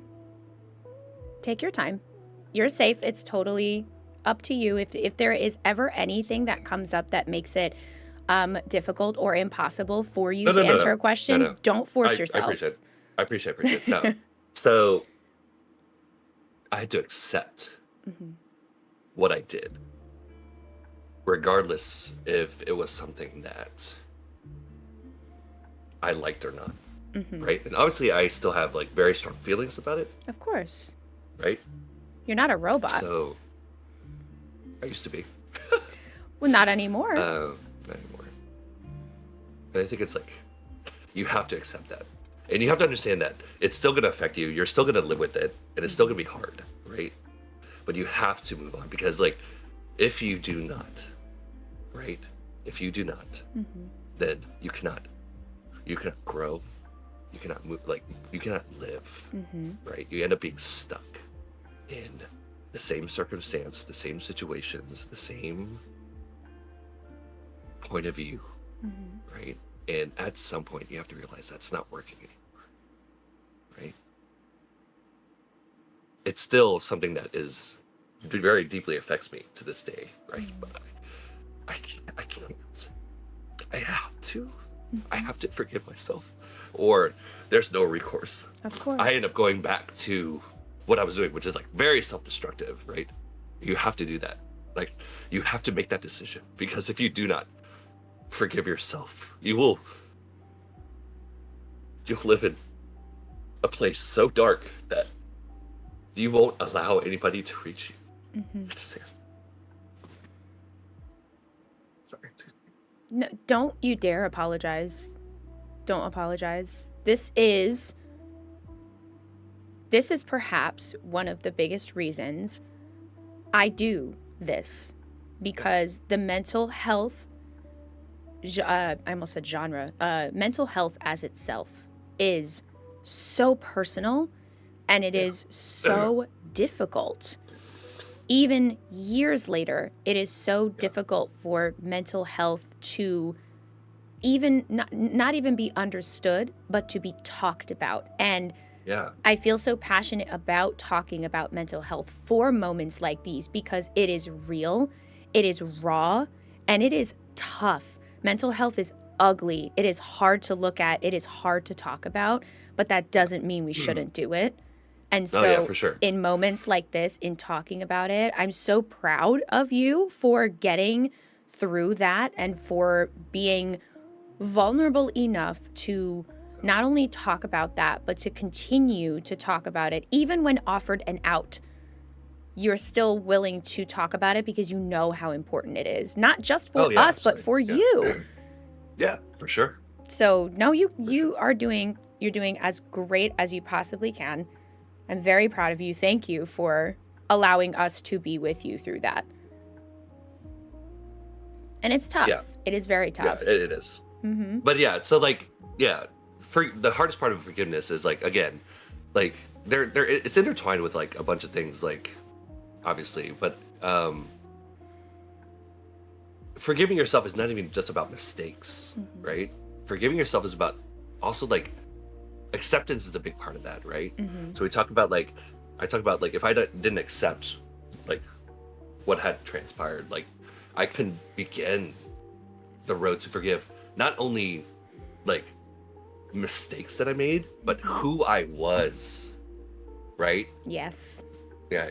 So there again, I'll reiterate my big four again. So guilt, shame, anger, and fear, right? Big four for me, right? And those are all connected. And forgiveness allows me to not feel ashamed about what I have done or who I was. It allows me not to feel guilty about who I am or what I have done. It allows me to not be angry. It allows me not to be like afraid of who I am and who like what I've done. You know what I mean? So like Yes. these are all intertwined like with forgiveness, and forgiveness is essential again. Like it's something when we were talking, like when we were like, oh, like what subjects we bring up, like this I connected with immediately because this is the big one, right? This is like the gateway drug to mental health. That is not the word I wanted to use, and it just flew out of my mouth way faster than I could say. Like, you know how some people I would have put like that an on a on-deck t-shirt. circle? That would be amazing. You know how like you generally should have like an on-deck circle where like Yeah. thoughts go to like kind of like take a couple practice swings. You're like, this feels good. Let me go to the plate. No, sometimes my thought just runs right out and tries to Shoo! swing for the fences and unfortunately plays minor league baseball in a major league. And Oh, that's you know, funny. I do yeah, get it though. I do. no, I definitely understand. I'm happy that it connects so easily, or rather, well, maybe not easily, but I'll rephrase. I'm happy that it resonates so deeply with you because oh yeah, I feel like the topics that resonate deeply with people are the topics that you are able to speak the most honestly and passionately yeah, about, yeah, because it comes from personal experience. Those are like the best type of topics to talk about because everybody, like we said, for mental health, everybody has their own personal journey. But yeah, it can be very isolating when you believe that your personal journey has never happened to anybody else, that nobody else understands what you're going through because they didn't live it the way you did. They didn't yeah, they're not in your head. They do not experience the things that you do. It can be quite sure. isolating. So when we Oh, talk for about sure. these topics and we talk about mental health, there are other people, even if they don't ever say anything or they don't ever come out and chat and talk Yeah, about it, there are people who are hearing this and they are thinking, oh my God, there is somebody else. There is somebody else who has experienced what I've experienced. There is somebody else yeah. who feels the way I feel. And no longer does that become isolating for them. It's a way I am to so connect. sorry. Oh, I didn't There even was an hear it. alarm. If that makes Uh, you feel better, I didn't even hear it. I'm just saying, I'm not sorry at all. You're doing amazing. There's nothing that happened at all with my phone. You're doing great, sweetie. I want to touch on, you had said it and then I had read Freddie write it, and it's very much the same concept, where Freddie said, I've never experienced the dilemma of not being able to forgive myself, to be honest. It's accepting myself for who or what I am, or the freak, quote unquote, that society has labeled me to be is where I struggle. That acceptance part and forgiveness, I believe, go hand in hand. That you cannot Yeah, have yeah, one without the other. There is no way you're going yeah, to reach forgiveness without acceptance, and vice versa. And yeah, so that acceptance part is so difficult, especially when yeah, when it comes mm, to forgiving yeah, yourself over forgiving other people. When yeah, you're the one that's done something that has affected you so deeply and has affected you so yeah, greatly in such a negative way, learning how to forgive yourself does come with yeah, accepting and understanding that, okay, what I did was not great. yeah, However, what I did does not have to define me for the rest of my yeah, life. And I yeah, think that's where that part of acceptance versus forgiveness comes from. And same thing with, yeah. it's not even what you did, it's also like who you are, who you are as a Right, yeah, person. If yeah, I have these personality traits, if some people don't like them and they perceive them as negative, that is exactly what it is. It's a perception. It is what they mm, place upon you yeah, And so accepting and understanding that you are not going to be able to change anybody's perception of you. Yeah. You just can't. No matter how hard you try, you cannot change how people think about you. So who cares? Like, as long as you can go to bed at the end of the day and be okay with yourself and forgive yourself and accept who you are, then it doesn't matter what everybody else thinks. Oh, the raid train is here. I didn't even realize what time it was. That's okay. That's okay. Okay. Hi, I think this is a good point to have a little segue like this, just to have a little break after talking about something so deep and heavy. I know we're probably going to get right back into it once we're done talking to them, but this is a nice segue for us. So, Sorry. We'll take a break. Yeah, just take a couple seconds. Hi, Raiders. Hi, with love, Raiders. Thank you so much for being here. As we said in the beginning of stream, Make yourself big. Make yourself big. Make yourself big. Do it. No. Oh, you me make myself big? Oh. Yeah. Well, okay. They're reading you. Go make yourself big. Okay, do the big thing. Say goodbye to Kiso for 2 seconds. Okay, bye. 2 seconds. Bye. Hi, Raiders. He said make yourself big, and I thought he was just trying to, like, mentally uplift you all, which is so fucking funny to me, but anyway. Hi, friends. Hi, Raiders. Thank you so much for being here. I know it was part of the raid train, but this is exciting either way. This is our With Love raid train. This is run by the wonderful and beautiful Brandy and Late Night Candy. They are the organizers for it, and they brought this together to raise awareness for Heart Month, which is the month of February, which basically brings awareness to heart disease and cardiovascular health. Heart disease and cardiac arrest being one of the, if not the, leading cause of death for adults in the United States. And so they are bringing awareness by having this raid train, and they are raising funds, and they are talking all about it. And so I was invited to be a part of it, and I'm very excited. And as you can see, I am very on theme. I have hearts everywhere. I decided to wear red today. Is the low-key closet cosplay on purpose? What do you mean? Who am I low-key cosplaying? Who is it? I don't know. Sorry, we're a little bit early. Don't be sorry. Oh my gosh. No, don't be sorry at all, Leon. Actually, let me give you a shouty. I actually have no idea what what mods I have right now. If I have any. I don't think I have any right now, but I'm going to give you a shouty. Go follow Leon. Leon Hart was the person coming in from the raid train, the person raiding into my slot. Good Lord. Hi, Shamix Bunny. Hi, Alruna Nox. Welcome in, guys. Thank you all so much for raid. I big appreciate. My name is Kissy Sensei. Welcome into my little corner of the internet. I have a raid video to show you if you're so inclined to find out exactly what you have brought your people to. Because I can't promise that it was the greatest choice you've ever made, but I do promise that it was a really fun choice. So.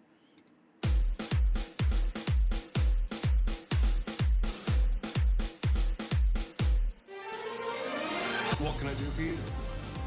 Literally anything, Asterion. I'm on my goddamn knees. And for fucking what?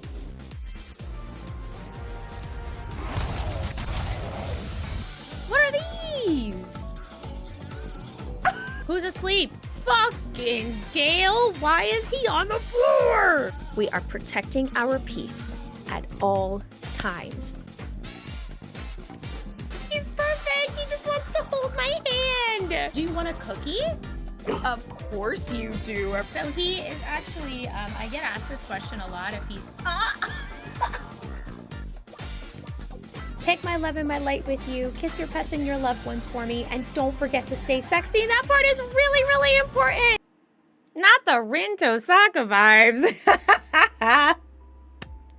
No, it was not on purpose, but I'll take it. As somebody who spent like 2 years cosplaying 4 different versions of Rin Tosaka back in the day, I will take it. I will take it.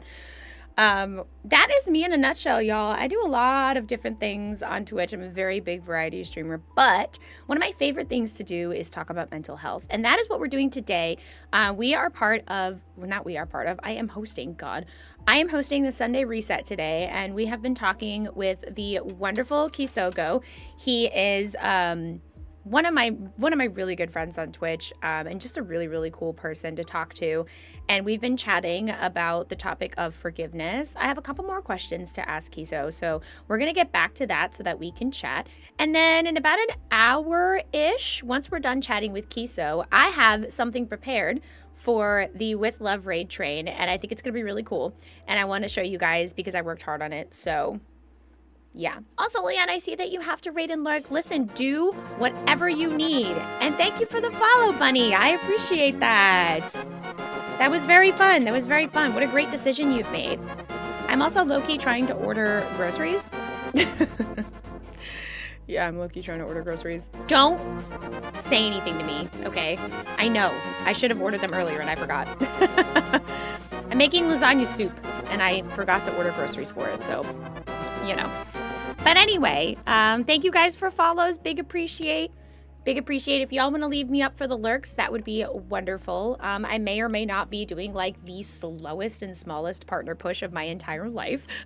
So I would love the views. I would love people just having me up for the lurk to just listen to me chat. So I'm a retro charity streamer. Your follower alert makes me happy on every level. Wait, I love this for you. I love Retro Link. One of my favorite Legend of Zelda games is Ocarina of Time. And then my other favorite one is, I almost said Days of Future Past. No. Oh my God, that's not even Zelda at all. Why is my brain on X-Men? Link to the Past is what I meant to say. God. Anywho, before I embarrass myself as a gamer any further, we're gonna go back to talk to Kiso. So, hi Kiso, I'm back. Oh. Don't shake your head at me. Days of Future Past. I don't know why my brain said that. Like, Oh, there you were talking about Link so much, and then like Days of Future Past, and then I was on my phone. I was like, what just happened? Also, I love the fact that when I was like trying to tell you to go to your like big screen, of course I could have definitely said that better, but I love how you took it like, make yourself big, like, okay, yeah, I gotta pump myself up, let's do this. All right, here we go, big raid. I thought you were hyping me up. I really did. Can you tell my brain is not firing on all cylinders today? I actually slept pretty well, so I don't know what's going on.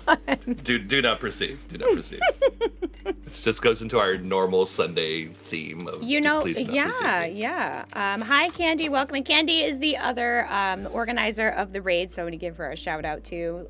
No, don't worry about being late. So happy you're here. Thank you for all the hard work you've done. Yeah, her and Brandy. My God, this raid train has been so amazing. They've raised, you know what? I have to check the numbers. I want to say they have raised like $3,000, I think, so far. Oh, that's incredible. Congratulations, guys. Yeah, it's been wild. Like, they have raised so much money. Yeah. I think regardless of how much you've raised, that's incredible, like, to be able to, like, put it together. Yeah. It takes a lot of work. I've been part of, like, these things before, and it just takes an incredible amount of work and coordination, so you guys are doing a great job. Yeah, hell yeah, they are. I don't know who they are, but I'm sure they're doing phenomenal. They are wonderful, and yeah, it's been crazy. It's been so cool to just like pop into other people's streams and like see how much work has really gone into this. I love being parts of raid trains for this very reason, just kind of seeing how cool it is to have so many different people with so many different minds and ideas just like collaborating for a purpose. Yeah. Which is super fun. For a great, like, something to be like such a wonderful thing to be aware of too, and bring attention to. Yeah. Absolutely, especially heart disease. Like, as a nurse, I am very, very well versed in medicine, and heart disease is a doozy. That's a big one. So, super excited to talk about that because later. I know that you didn't intend that rhyme. I did. I rhymed. Oh my God. We're gonna move on. I'm sorry. Are you still thinking about it? Stop thinking about it. I'm trying. Nurse, verse, not important. Go on. Oh, man. I like how Mimic says, your brain doesn't have the ability to fire on all cylinders. It's fine. It's true. Like, it's okay. Listen, if y'all could see me at work, you would not think that about me, okay? You would be like, wow, look at her go. She is she's on her A game. She knows exactly what she's doing. I am a Because professional. Yeah. professional brain different from normal brain. It's true. It's so true. By the way, dude. this is my daily reminder for people to watch Severance, but that's That's on my list. That's so funny. I was just talking to the mom of one of my patients about it. Yeah, You would love it. she said it's really, really good, and I was like, well, Really good thing I have Apple TV because I will be adding It's that. So good. Like I don't think I could speak more than I'm saying right now, if that makes sense. Like you will love it. And I think I say that specifically because I know you. And I just know the kind of stuff that you like, and I'm telling you, man, it's like right down your alley. I have it. You know what? Shit, I might just start it tonight. There you go. Yeah, no, I think I just found my Sunday night plans. Yeah. And if it's helpful at all, it's only the first season's only nine episodes long. Oh, that is pretty helpful. Are each episode like an hour long? Ish. Okay. I mean, I watched The Silo on Apple TV. That's so good. the next series I need to watch. Oh my 'cause I've god. heard Okay, so so much it's about it, so good. It's so good. Well, look, now we have traded shows. So now you can watch Perfect, watch perfect. The Silo and I can watch Severance. And and then so we'll basically- get back together and we'll be like, "So what did you think?" I was basically saying that you just gave me permission to blow up your DMs and be like, "What the fuck is happening here?" Yeah. No, please do, because I will literally do the exact same thing. I will literally text you like, "Why the fuck did you make me watch this? My brain won't stop leaking." Make it stop. Make it stop. Help. Oh man, I would. Oh my so god, I funny. would love to. I would love to talk about shows and books all day because we all know I can. But how would you want to get back to our topic? Thank you for the follow, Pink Maid. Big appreciate. Getting tons of follows today. That is so exciting. I love people. I love that people want to be here. That's so exciting. Oh, I just got it on my hair. Anyway, so we answered that question beautifully. So now I have a couple more questions, and Okay.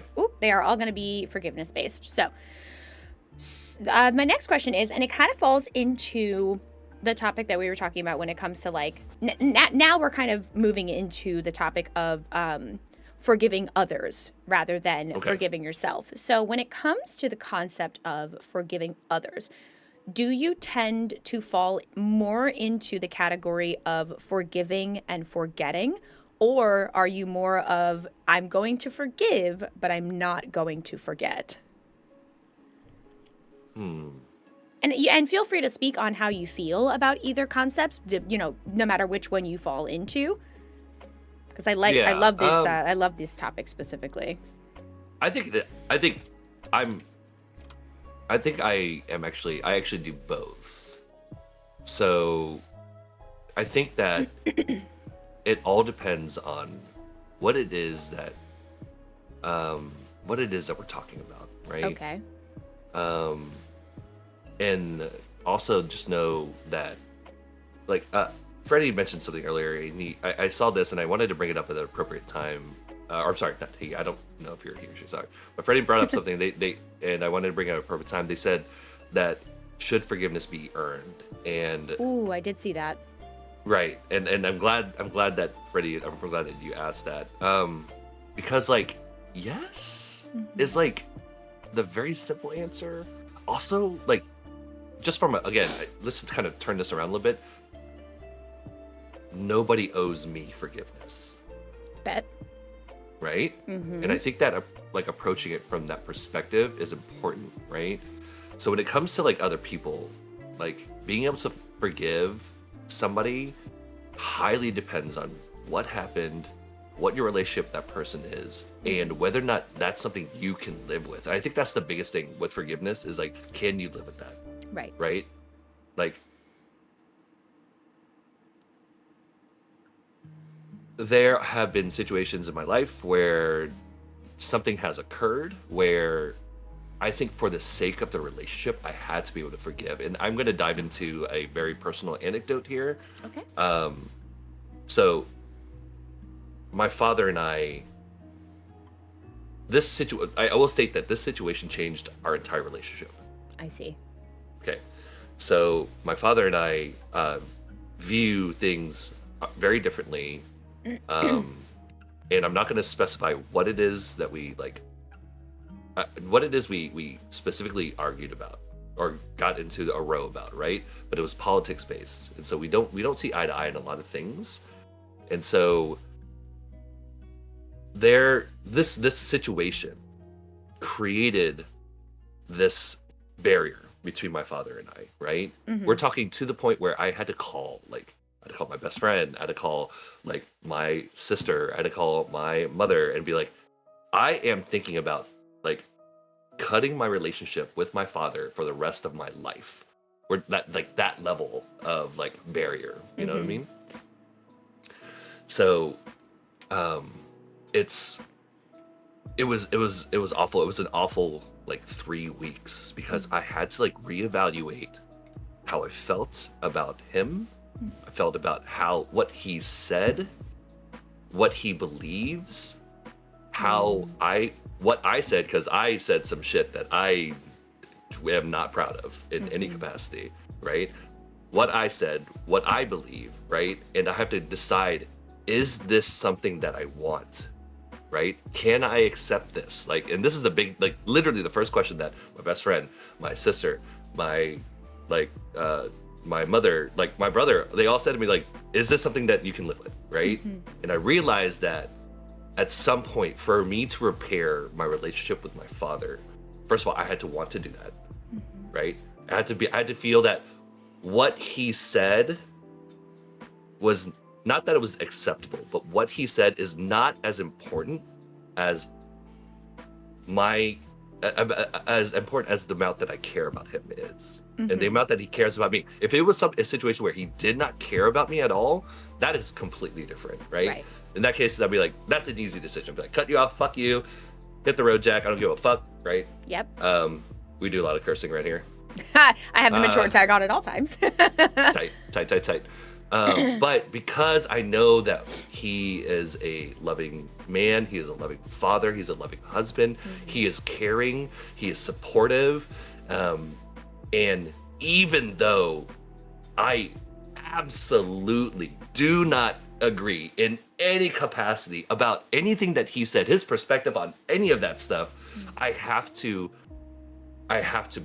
like move towards forgiveness with him, right? Right. But it did change our entire relationship. Like, it changed the dynamic of our relationship, right? So, like, now it's like one of like these situations where like we just kind of like don't talk about it, which is kind of common like families. Don't I know it? But it more importantly, I choose to oops, I just hit something and oh my god, did anything blow up? Hello? Are we still here? Am I alive? No. You're still here. We got you. Okay, sorry.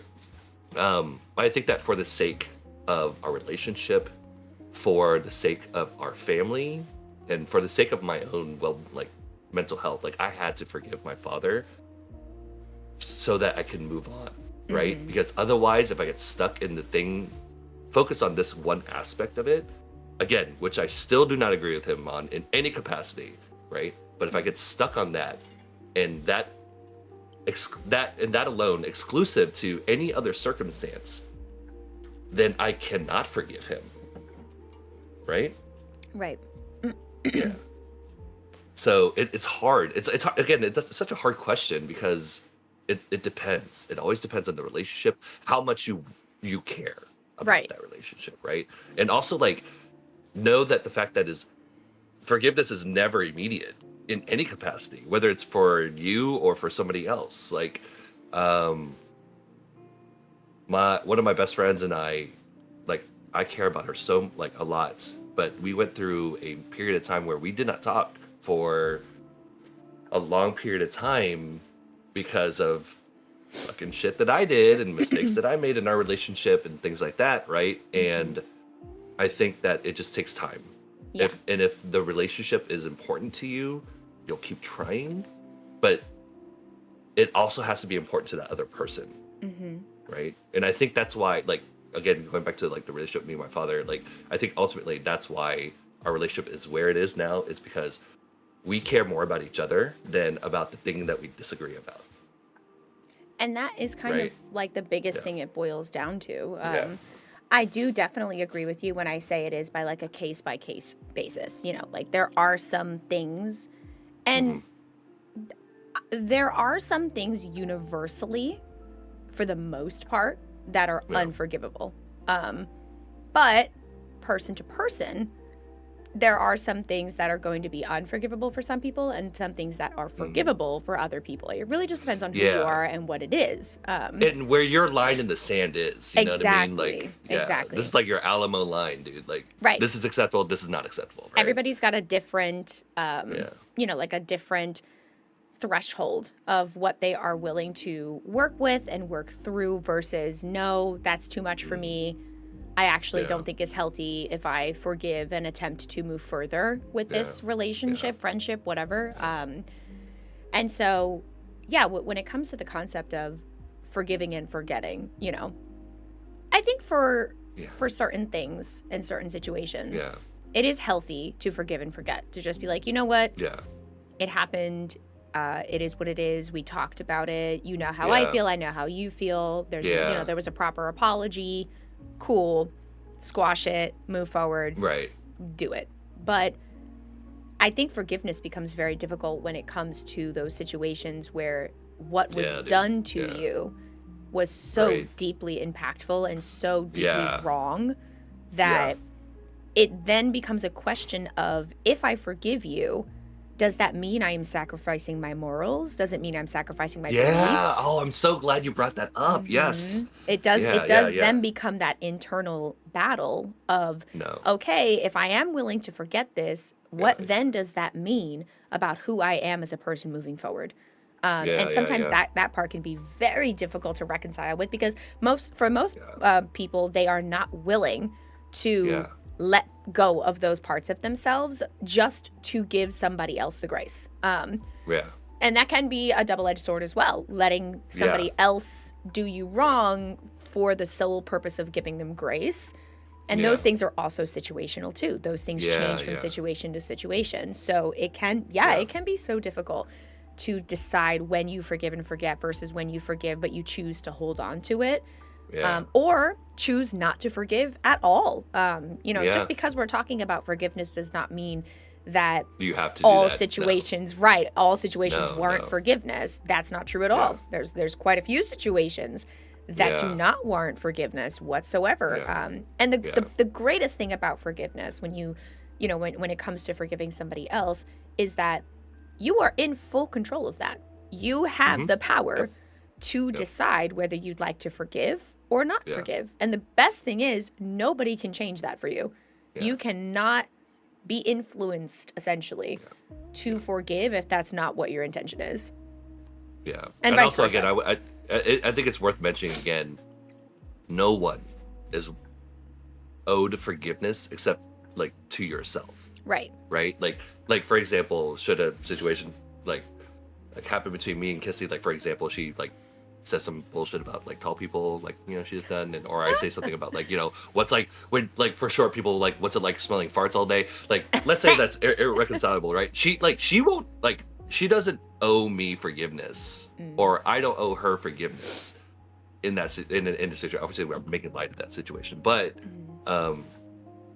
like for the mistakes that I've made to the people that I've wronged in my life, and there's no short list of that, right? None of those people owe me forgiveness, even though it's something that I'm very sorry about or that I've changed about. It doesn't matter. Nobody owes me forgiveness. like for the people that I do care about who no longer care about me or in that manner, right? I leave that channel open. I'm open to it, but I will never initiate, like, forgiveness, if that makes sense. Or, like, asking for forgiveness. That's something that person needs to do. And if they never do it, you have to be okay with that. I have to be okay with that. Right? Yeah. I'm reading something that Freddie is saying that I would like to comment on. Sure. Freddie is saying, my father's a dumbass. So much to the point where I can't even be mad at him anymore because that's just who he is. It's who he always has been. His personality traits and strange, irrational habits has always made my life semi-hectic. I really have no choice but to forgive because he's never gonna change because he's not even aware of his flaws. He doesn't even have a clue. And he's 60. So I just gotta let the past go because dad is gonna be dad. This is so common when it comes to parents, but then also the older generation. So though I hate to say it, but I'm gonna say it, the boomer generation. When it comes to the boomer generation, those born in like the 60s and whatnot, there has just been such an ingrained mentality of this is who I am. I am who I am. And if it wasn't a problem back in the 70s, back in the 80s, why is it a problem now? Everybody's got all these problems that they want to, they want to say this and they want to say that. And now I got to change who I am. But it's difficult, I think, for them to understand that people have the capacity to change. But it can be difficult because in order for them to change, they would have to admit that some of their mannerisms and some of their personality traits are wrong. And that is even harder to do. Ooh, man, we want to go to the whole section of being able to admit when you're wrong about something. Ooh, oh my not super great at that myself either. It's very difficult. That's very difficult. Yeah. I like how my mom feels like she's called out. I'm not talking about you. I'm just saying, like, in general, I have noticed. You obviously are a queen, and you are perfect in every way, ma'am. 100%. But what I want to say to you, Freddie, is that, and this can be very difficult to hear, but I say this to everybody, especially as somebody who is in their 30s and has had the experience of cutting a parent off before, because of that exact mentality of, for years, I just made excuses to make myself feel better about how this parent was treating me. And so when I finally did reach that point of cutting them off, it very much came from I am no longer willing to accept it is what it is. That's just 100%. How they are. That's just their personality. They're never going to change. That's bullshit. I'm sorry. It's bullshit. And I will tell you, and I can talk about this because my father and I have talked about this extensively. My mom knows about it or whatever. But my father and I, like, years ago, I was just about to turn 22. And for the last, like, I think it started when I was like 18, 19. We just started having this continuing issue that did not change no matter how much I spoke up about it, no matter how much I said about it. And my father just did not seem to understand why I felt that the behavior he was experiencing at the time was wrong and that I was unhappy about it. And so when it all came to a head, I decided words were no longer going to work for me because they weren't for years. And the only thing that I had left was to cut him out. And when I tell you, hands down, top 5 hardest things I've ever done in my entire life. Oh, yeah. Hardest things. Because my father and I are extremely close. We text every day. We talk on the phone once or twice a week. So it went from all that contact consistently to like nothing for 4 months straight. And mind you, that was off the heels of my birthday. So literally it was my birthday. My father and I, we came to it. And I cut him off right after my birthday. So then it was the holidays. So no talking on Halloween, no talking on Thanksgiving, barely talking on Christmas Eve, like all the big things that made it super hard to not talk to your parent for 4 months. But I did that because I was not willing to accept, oh, well, that's just who daddy is. He's never going to change.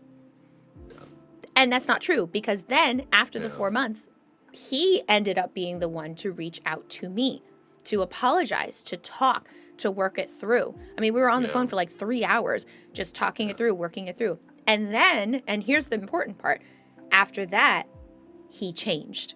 He changed the behavior that I had convinced myself was that he would not be able to change. unchangeable, that he would not be Yeah. able to change. Yeah. And ultimately, at the end of the Yeah. day, the only reason my father did that was because he valued his relationship with me much Over the more thing. than himself and Yep. his feelings and his, personality trait that I was asking him to fix, that I was asking him Yeah. to work on. It is Yeah. possible. So what I will say to you about your father, Vetty, is that I'm not suggesting that you have to cut him off per se. But what I am suggesting is that perhaps you might want to think about reworking that perception of your father is incapable of changing who he is. Yeah. I do not think that that's true. I do not think that it is possible, nor is it healthy for any one person to stay statically the same throughout their entire life. I just don't think Yeah. that's going to work. People have to change. People have to adapt, because if they don't, then they're going to push people away. They're going to miss out on connections and opportunities, and they're going to miss out on relationships or bettering relationships with the people that they care about. So, yeah, I just wanted to address that because I saw it and I was just like, ooh, that triggers me. I should talk about that. No, absolutely. And I'm glad you brought that up because, like, again, everything, like, all, like, our circumstances, again, are, like, everything is, there's so much, like, there's so many layers to, like, all of our relationships and the things that the people that we care about or the people, like, that we have relationships with and stuff like that. Like, again, sometimes words no longer can work. Action has to take place, right? And like the biggest changes in my life came when I was forced by an action or to an action to grow, right? And I think that decision looks different for all of us. Right? Maybe it's not worth it for you to like be like, you know what? I'm gonna cut off. Maybe he'll change, or like we'll give him the opportunity to change. Obviously, like what happened with your dad, that's amazing. Like it shows, like especially when he reached out to you, it showed you that he wanted to try at least, right, at that moment, right? And so that speaks volumes. And of course, I imagine that because we're talking about forgiveness, like that plays into that as well, right? But like again, I think you put it right. Like there has to be a definitive point for each of us where we're like, okay, is this acceptable or is this not acceptable, right? Or do I care enough about this to make this a point, or in the grand scheme of things, is this not important, right? And again, our relationship to that is very personal. Yep. Yeah. No, I 100% agree. I think it is really beneficial to also state that, and this goes for everybody, not just like your parents, but I emphasize this very heavily for parents or for very close like family members, is that once you reach a certain point in your life where you are no longer depending on others for things like food, shelter, clothing, safety, stuff like that, where you're an adult, you have your own money, you can provide for yourself, you can take care of yourself. Once you hit that point, the people who you depended on for those things, which 90% of the time ends up being your parents, their relationship with you no longer becomes a necessity, and it no longer becomes a right. At that, they had the right to be in your life. They had a right to be, to have a relationship with you because you needed them. You depended on them for survival. They literally, you would not have survived without them. So then when you reach that point of being like, okay, I'm no longer depending on you for survival, then having a relationship with your parents becomes a choice. It does not become a necessity anymore. It becomes a choice. And when you have a choice, it also means you have the right to give and revoke privilege, which the relationship then becomes. Parents tend to forget that when you have adult children, their relationships with you then become a privilege. They are privileged to be allowed access to your life. They are privileged to be called and texted and to be included in things like birthdays and holidays and big things in your life like graduations and stuff like that. That's a privilege. It is no longer a right. And so when you hit these situations with your parents where they do things that are unforgivable, or they do things and they say things that are just not good for your mental health and they are not vibing well with you as a person, you do have the power and the privilege to revoke that from them, to then revoke their privilege to have access to your life. You do. And at some point, if that becomes a reality, if that becomes something that you have to do, you have to find the power and the strength to do that. Because as somebody who did it, it's incredibly difficult. If you're somebody who is guilt-ridden or experiences like guilt as a very intense emotion like I do, it can be world-shattering to have to cut off somebody who took care of you for a very good portion of your life leading up to that point. And I tell my parents this all the time. I tell them, your presence in my life, it is your privilege. It is. It is no longer a right. If I wake up tomorrow and I decide that I no longer want my parents to have access to my life, they will not. They will have zero access to my life. I can cut them off at any time. And it's vice versa. Obviously, my parents can cut me off at any time. But I think that's also very important to remember when it comes to family members and like forgiving and forgetting and moving forward, that if forgiveness is not an option, you do have other ones to protect yourself, like cutting off, distancing, limiting your access, limiting your interaction for the safety of your own health. So. Yeah, I also want to like state as well that like, obviously we're talking about very definitive and like a very extreme like way of like communicating that, right? Mm-hmm. There's also like there's circumstances that maybe not call for that, like, but you have to like, again, like it's hard like to have one real solution because there's no such thing, right? So take stock of like your situation, right? And evaluate for yourself again,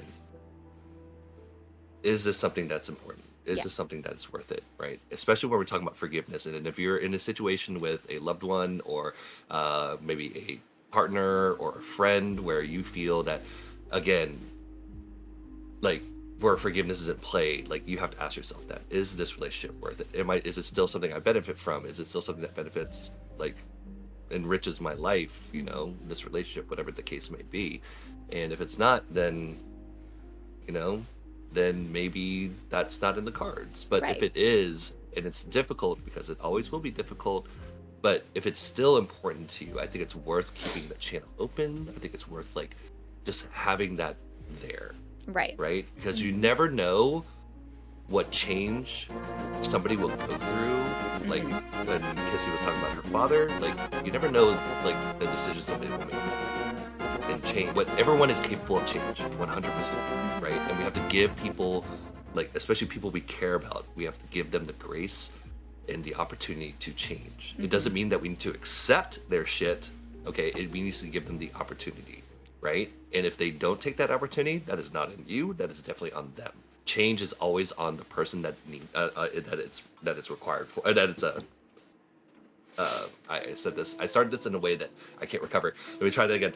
So change is always on the person who needs it. Right. Not the person who deserves it. I like that. Yeah.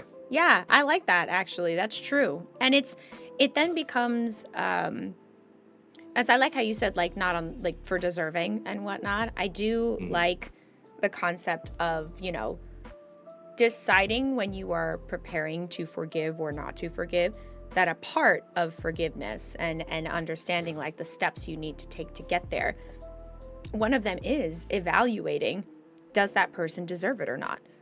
And that kind of leads me right into my next question, which, since we're going to talk about this anyway, when you are going through the process of forgiving somebody, what are the steps that you feel you should take in order to get to that decision?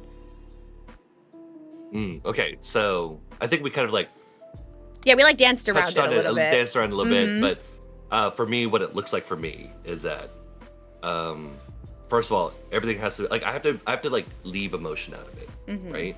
And this is not to like say, okay, let's go be robot and like let's do this like clinically, but you have to be able to like make the decision to forgive somebody very objectively.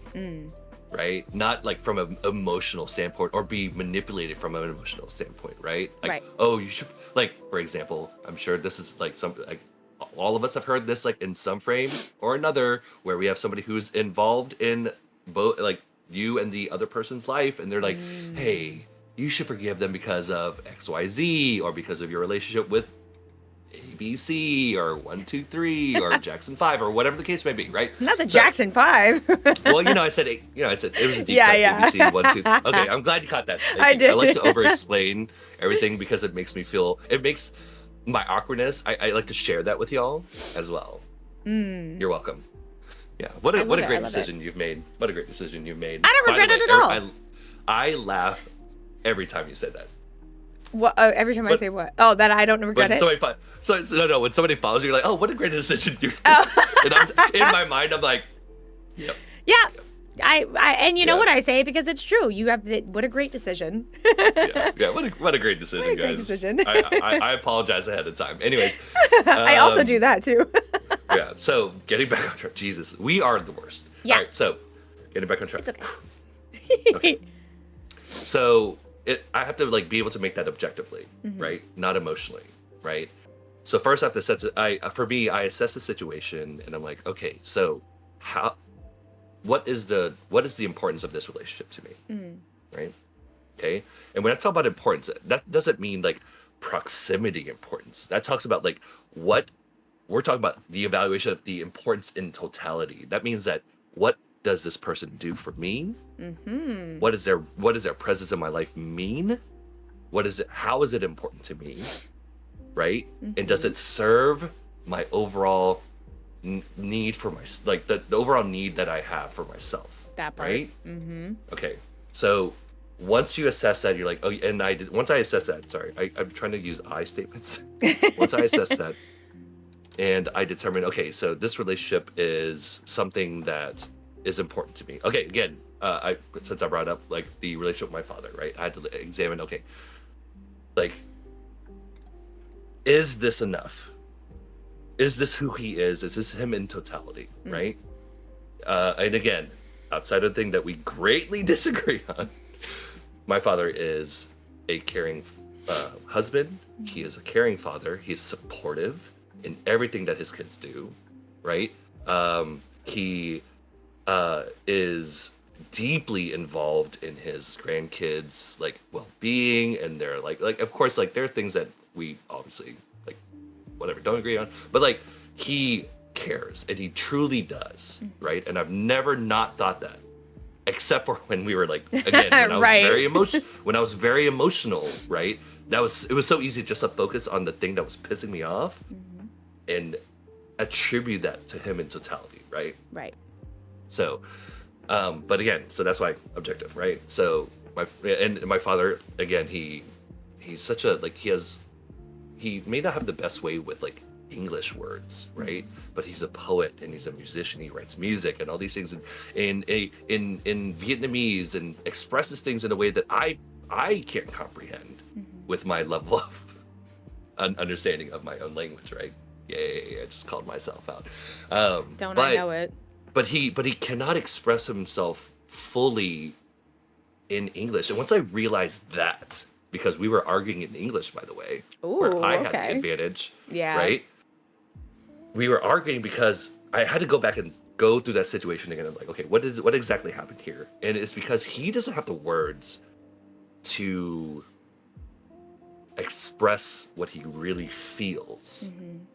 That's not to say that the words he chose to express what he feels were great. They're not, right? It doesn't mean that the thing that his position on what he expressed was great. It's not. But I had to take that into account too. Like, am I reacting this way because I misunderstood his intention? Maybe, right? And I have to like give that space. Like I have to give the possibility of that being a thing. Like I have to give a possibility that I am making a mistake here, right? Right. So now I've reached. Okay, so I did the assessing, right?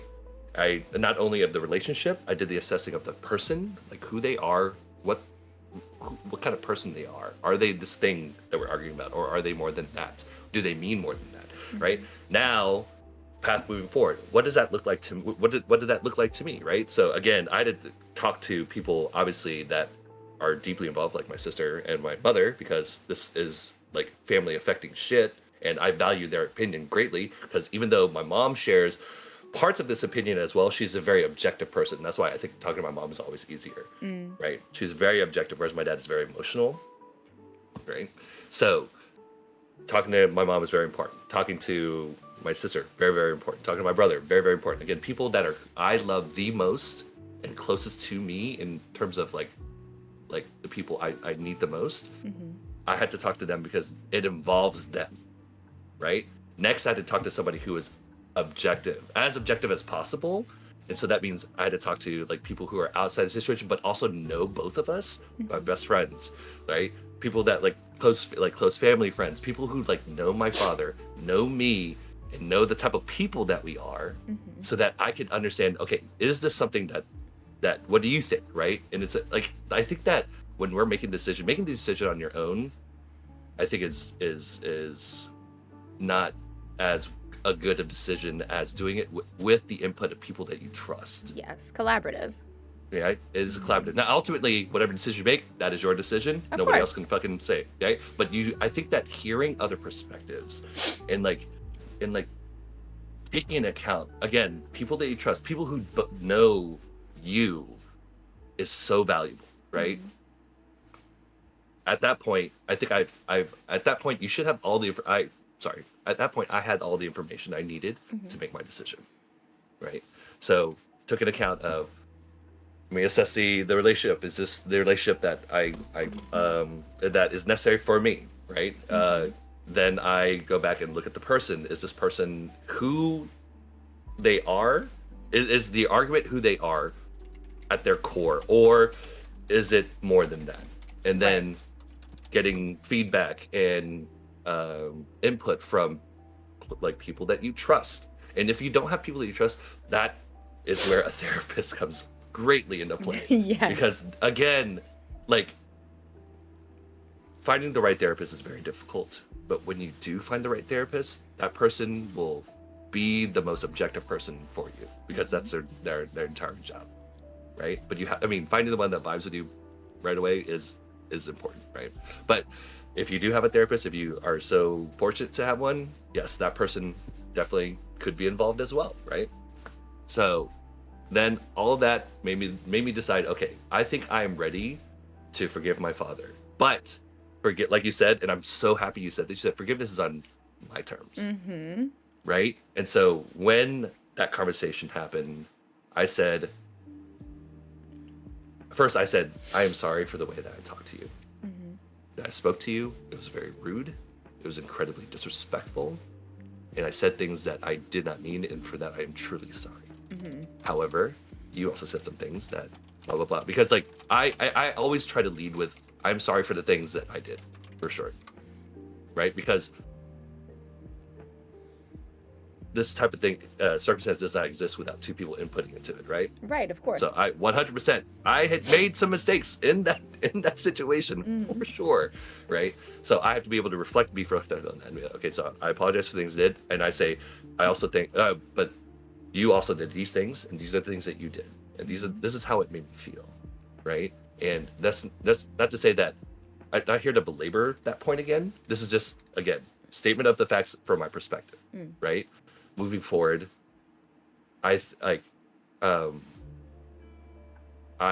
told my father I would like to have a relationship. I continue to have a relationship with you, but I think that these are the things that we need to do moving forward to make sure that we can have a good relationship. Right. And I'm able to do that because that's the type of person I am. If that's not the type of person you are, then that's cool too. Like, you have to find the way that in your voice to express what you need and the expectations you have moving forward of what that relationship should look like to you, right? However you want to do that. If you want to write, like, if you want to write a letter, my brother is like, he's in film and television, so his is like oftentimes like very much like media presentation. I honestly, I hate to say it, but it's the best way he knows how to communicate, right? He expresses himself through video, through words and things like that. My father, he writes, so maybe that's the best way he can express he Right. feels too, right? So whatever it is that you need, you have to make sure that you're stating what the expectations are from. I'm sorry, let me restate. I had to state what my expectations are moving forward from this for this relationship, right? And say say out loud, do you agree to my terms? Not so, and not so way, but is that something that you feel like is doable, right? Is that something that you agree that you can work on, that you can come to terms with too? Then if so, then if that person says yes, I'm willing to do that, and I understand that's perspective, you're at the start of it. That doesn't mean like, okay, all right, we're good, we can forget about all this stuff, or like we're like this is done. It's not. This is a like think of like the 2-week trial period of like Spotify, right? Or like whatever. Like this is the trial period. Like, are they backing up? And like here's the thing too, that this is dangerous too, because there are people who have nefarious intention where it's very easy for them to like knock out the first like couple weeks and like, oh, let me show you how much I've like changed and all this stuff. But if they revert right back, then you know they weren't serious to begin with. Right. It's not genuine. Yeah. It was performative at that point. Yeah, exactly. It's probably my audio. I apologize. I don't. My voice is not that great. I actually, no, I Sorry. think it may be his Wi-Fi, because on my end, you haven't dropped at all. Oh, okay. Yeah. So but Well then. it possibly could be his Wi-Fi. Who knows? Wasn't my fault. But no, you raise, like, I think the process that you go through, like when it comes to deciding on how to forgive somebody, is also like, yeah, it changes from person to person. But I think your process is very similar, if not almost exact, to how I approach forgiveness as well. You know, I liked my favorite part was how you said you evaluate that person's quote unquote importance, like how that relationship is important in your in your life, and how it impacts your life, and that factors into how willing you are to forgive them, because I do think that is, that can also be very difficult, is that, if this is somebody who is a very big part of your life, does play a very big part. And, for example, like a romantic partner, like, if it's somebody that, like your wife or your husband, like if you live with them, you're married and you have kids, and then they do something unforgivable, and now you have to figure out, how do I get to forgiveness, if I get to forgiveness, and then what does it look like if I don't get to forgiveness, and have to figure out how that dissolves. Anna actually said something in chat that I really, really liked. They said, take a step back and reevaluate. Try to have a healthy conversation with the person. If no positive response, I can forgive someone for myself, not for them, but choose to not allow them back in my life if the behavior is just going to be repeated. And we talked about two concepts. We talked about forgiving and forgetting, forgiving and not forgetting. But then we did forget about the third one, which is forgiving, but still cutting them out or pushing them away. Because, and I think personally, that is the hardest one to do, where you are forgiving somebody for what they did to you, said to you, whatnot. Yeah. But you also choose, and you also recognize that, yes, I can forgive you, but I still don't think that your presence in my life is going to be healthy for me. And so, unfortunately, I am going to cut that out. I are speak. The weakest link. Yeah, you are the biggest link. Goodbye. I speak about this a lot because I want people to understand that when I talk about these type of topics, it comes from very personal parts of my own life. So that's why I feel comfortable speaking on them.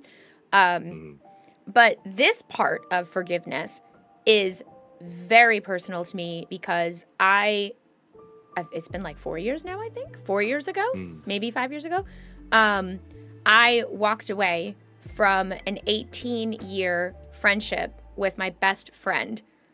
Oh, yeah. We were best friends from the time I was 13 years old until I was 30, I think. Yeah, because it was shortly after my 30th birthday that I decided to walk away. And when I tell you that decision took me 5 years to come to terms with, to actually get the strength to walk away. However, it became an issue of am I capable of forgiving her for her multiple wrongdoings, for the negative impact that she began Yeah. to have on our relationship and the negative impact she Yeah. began to have on me mentally as a person? Yeah. Am I capable of forgiving that? And so when I was capable of forgiving it, it then became an issue of, okay, I forgave her. What does that mean now? Because then I had to look into, okay, I forgave her, but unfortunately she's still not changing. She's still not fixing anything. She's still not working on anything that I have brought to her attention multiple times is an issue in our relationship. Yeah. And so, the forgiveness part took a little while. And sure, I was able to forgive her and be like, it happened because of XYZ and I'm forgiving her. But then at the end of the day, even though forgiveness came, acceptance didn't. I was able to forgive her, but I was no longer able to accept that the behavior was okay for me to continue moving forward in the friendship.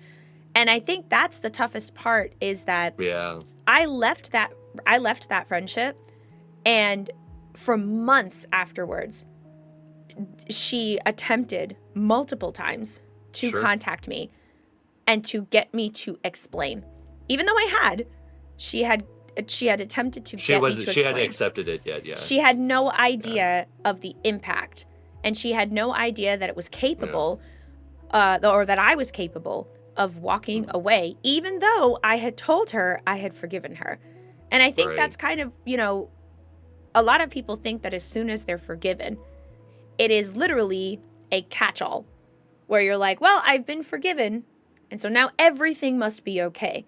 Everything must be fine. No. Everything is forgiven. Forgiven does not necessarily mean that, okay, let's go back to how things were. It negates nothing. Yeah. All it does is when I choose to forgive you, I am essentially reconciling with myself and my feelings towards what happened between us, or what you did or what you said. I am reconciling within myself that I am no longer choosing to be angry about it. I am no longer choosing to let it affect me. However, that does not negate everything else. I think that's okay. So I just had a thought pop in my head. I didn't mean to cut you off. Brain blast. But forgiveness does not. It's like, do not treat it like saying I'm sorry. That's not what that is. Forgiveness is, again, like what we've been talking about. Forgiveness is for yourself, right? Yes. And when you forgive others, that's you taking that situation's ability to control you. Yes. Right? Yes. Right. You're taking that away. Like, no longer will this situation control how I feel or how I act or anything like that. Right. But I basically, I forgive you. That allows me to move on. Like, it allows me to be at peace and come to terms with it. It does not say, oh, like, I say you forgive me. It's like saying, oh, I said I'm sorry, so we're good. Like, no, it's not. Right. It's just a transfer of control. It's a transfer of control. It doesn't mean that you don't need to change. You need to, like, stop fucking shit up, right? You need to still do that thing, because if you do not, this will no longer become my problem. Now, let me ask you this question. Do you feel there's an avenue at all for that relationship to reestablish itself again? So, yes and no. Okay. And the interesting part about that is that I have talked extensively with my family and my friends who were all involved in me coming to that decision. Like you had said, like, speaking to your trusted people. And I have been asked this question many times since then in the last 5 years. Oh, do you see yourself becoming friends with her again? I say that if she came to me, we sat and had a conversation about everything. And I'm talking like she was willing enough to admit when she was wrong, willing enough to admit that she refused to change when I practically begged her to in order to save our relationship. And if there is real change, tangible change that I can see and I can feel in the relationship, then I would be willing to put a modicum of energy and effort into 100%. repairing that relationship. But it comes with conditions. Obviously, my walls will be up in the beginning. Yeah. I will not be... And your relationship would not be the same at as all. it was before. At all. Yeah, at all. It'll almost be like starting... It's a new relationship. Exactly. Yeah. It'll almost be like Yeah. starting over. You haven't talked to me in the last 5 years. I am not the same Yeah. person now that I was 5 years ago. Yes, So 100%. much has changed. So there's no way that I can give you even a semblance of who I used to be 5 years ago, because I'm not that person anymore. So, but twofold. If she came to me asking for a rekindling of our relationship, and I see everything I saw before, nothing has changed, then there's no chance. I'm not willing to put myself back into the fire in order to make you feel better. If you don't understand, that is not my problem. I said everything I said, and I chose to forgive you, but I also chose to cut you out because it was no longer healthy for me, and I chose 100%. me at the end of the day. So, yeah. I have to go potty again. I've been drinking a lot of water. So same. Go do potty. Hi, Marcus. Hi, Petricora. How are you? Hi, Yeet Master. Welcome in, everybody.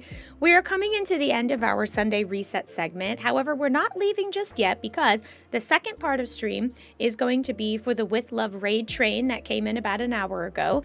And they are coming in... excuse me.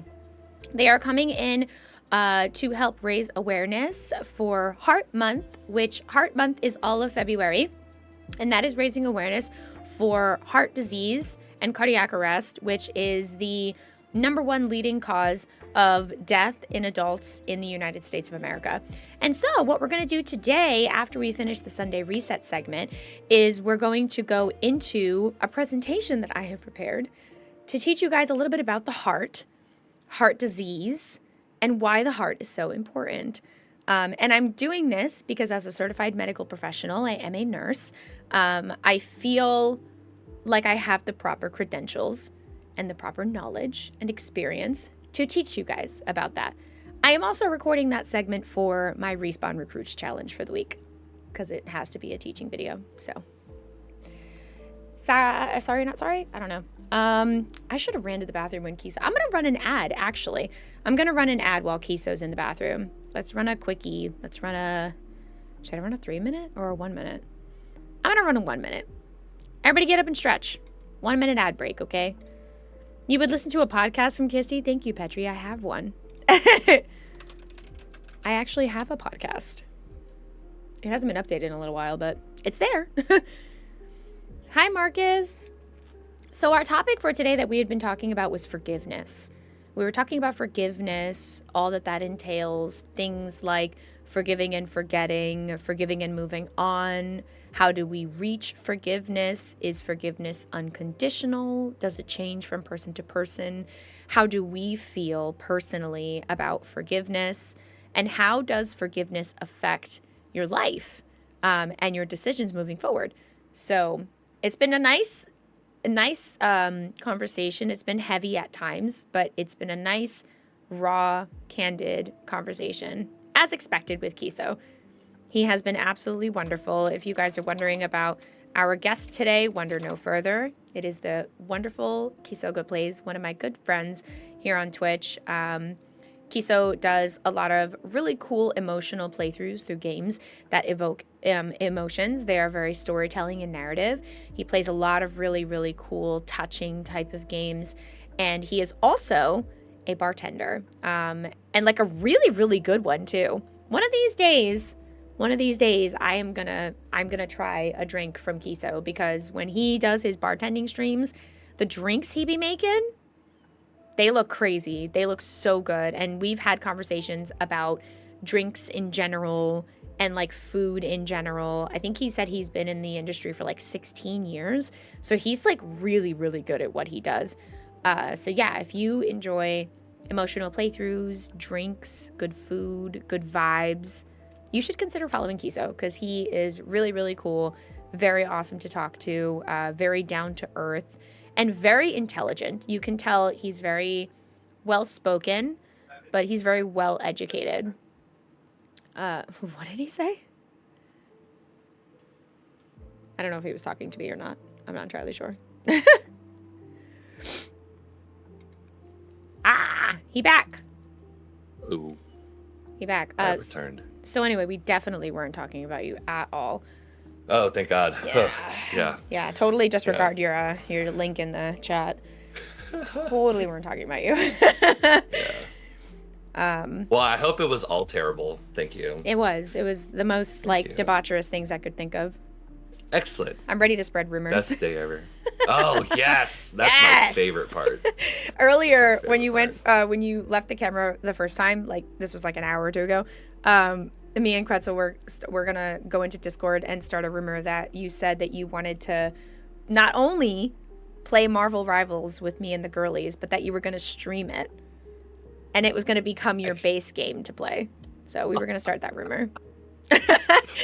Beautiful. 10 out of 10 would spread immediately without. Wait, no, any, Quetzal's. This one's better. I heard he eats 2 crackers a day. Whoa, whoa, whoa, whoa, whoa, whoa, whoa, whoa, whoa. That's where I draw the line. Okay. Holy fuck, man. 2 crackers? Oh my god. Yeah. Have you ever tried to have like saltines? Like, come on, dude. I love like them. by the time the second one hits your mouth, dude, you are like. I was gonna make a reference to something that I don't think I should, so I'm just gonna say, you're like you need a gallon of water because like I have your the mouth mature is a tag Sahara on desert. Kiso.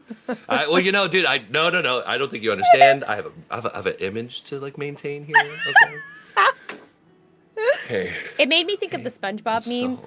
That one the one screenshot of SpongeBob where they zoom in and his whole skin is like drier than the Sahara Desert. And he's got the one little sweat drop coming down. That's what I thought. That's the experience of what it's like to eat saltines.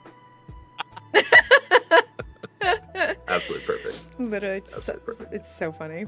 Well, I only have 2 more questions for you, and they're not like super forgiveness based. They're just kind of like overall, just like my closing questions that I like to ask towards the end.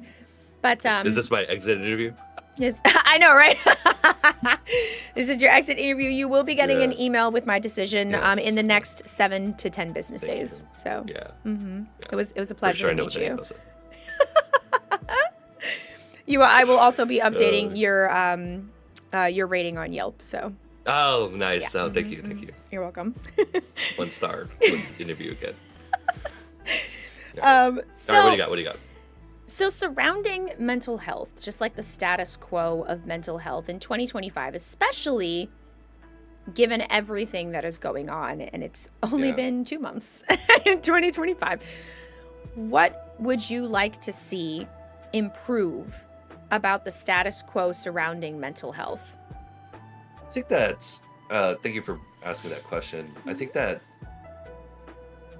we're still there's a lot of still infancy things happening. And what I mean by that is that we're becoming more aware that this is important in the ways that it's important. Our techniques to navigate mental health, our treatments, our ability to diagnose and assess, all this stuff we're still like very early, I think, in our as a society's relationship to mental health. And so, and again, I'm not going to speak on like stuff I don't really know about, but just from my perspective, like it's so new. And I think obviously we both share the opinion that this stuff definitely needs to be talked more about and things like that. But also like with that comes like, and I had this thought earlier, like with that comes like people who engage it like not in good faith either. You know what I mean? And that's up to you to decide how that looks, and for you, for all of you. And when I say you, I mean the general you. The me that is all encompassing. Yes. the royal we, Yeah. But like it's too easy to, I think, label a mental health stream, a safe space, all these things. And this is not in perspective to present company in any capacity. This is just my observations, right?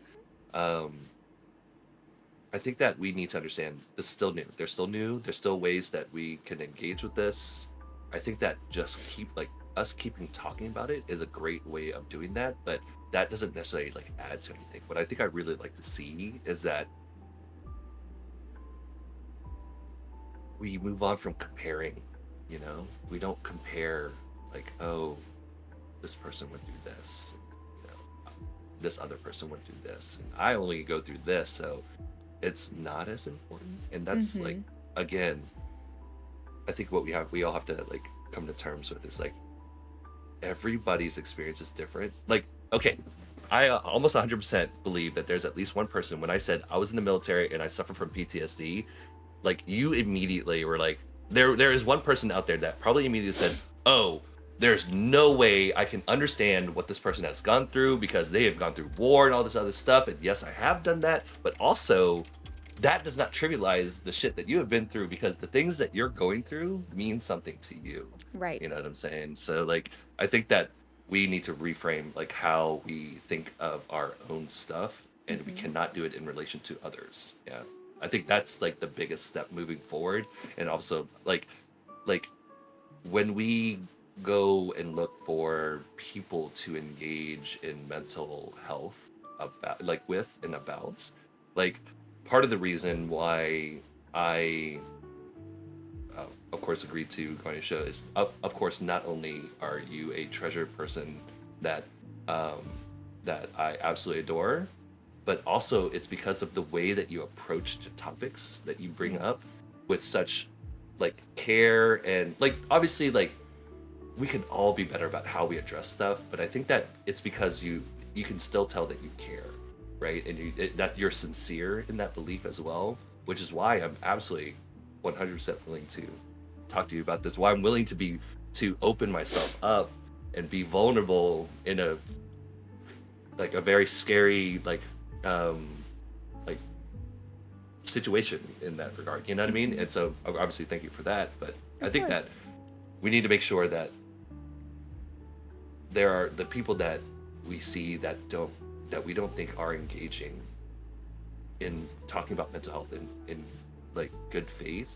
Not only should like we not associate those people, but like if we're comfortable with it, we should call them out. We should say like, and again, like I can't really say, like I struggle to say this too, because like everyone can like goes with that different, like experiences that differently, you know what I mean? And like deals with it differently, talks about it differently. But um let me amend what I said. We have to find the people who talk about mental health the way that we want to hear about it, right? And I think connecting with those people, I think that right there is important moving forward. I agree. First of all, oh, not you saying such nice things about me. No, I appreciate that. I don't think I would have continued the Sunday Reset as long as I have been. And I don't think I would have created a mental health podcast if it wasn't something that I had been called out on. Oh, you're doing it incorrectly. Or, you're not, Yeah. your space is not as safe as you think it is, or you're not approaching Yeah. these topics correctly, or, blah, blah, blah. And I definitely very deeply agree that when it comes to mental health, if you're going to talk about mental health, at the very least, you have to be respectful, because these topics are so hard to talk about. Yeah. They're so Yeah. sticky, and they're And so they're so nuanced. yes, Like and it's very layered. personal. Yeah. Like Yeah. as we saw earlier, these topics live within you. They live within parts of ourselves that we choose to bury because it's easier to live life that way. Yeah. And so 100%. when you bring those things to the light, you bring things like emotions and memories and things that are really tough to, that are associated with that. So if you're in my position where you're a host and you're hosting and you're holding a space open for somebody to talk about those things, you also have to be prepared and understand that when you do talk about those things, you have to know there might be things like emotions, like thoughts Ew. that pop up, and you have to know how to deal with them. So it's not as simple as just being like, hey, let me just open up Twitch, go live, and start talking about mental health. Yeah.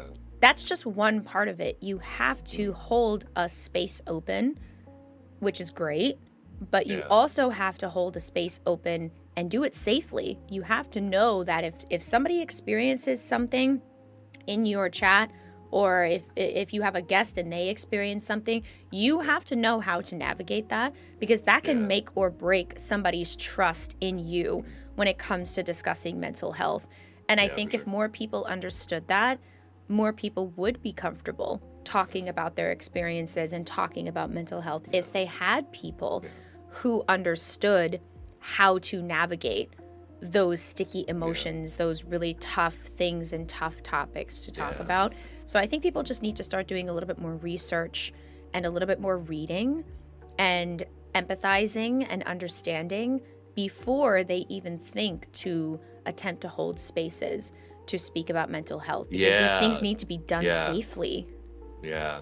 Right. And it's like, yeah, you like, it's hard.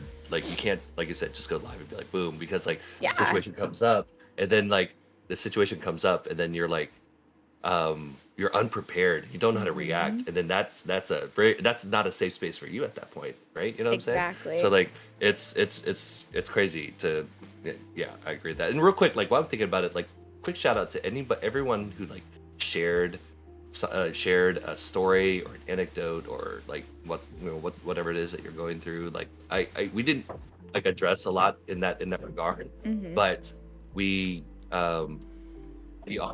I am so sorry.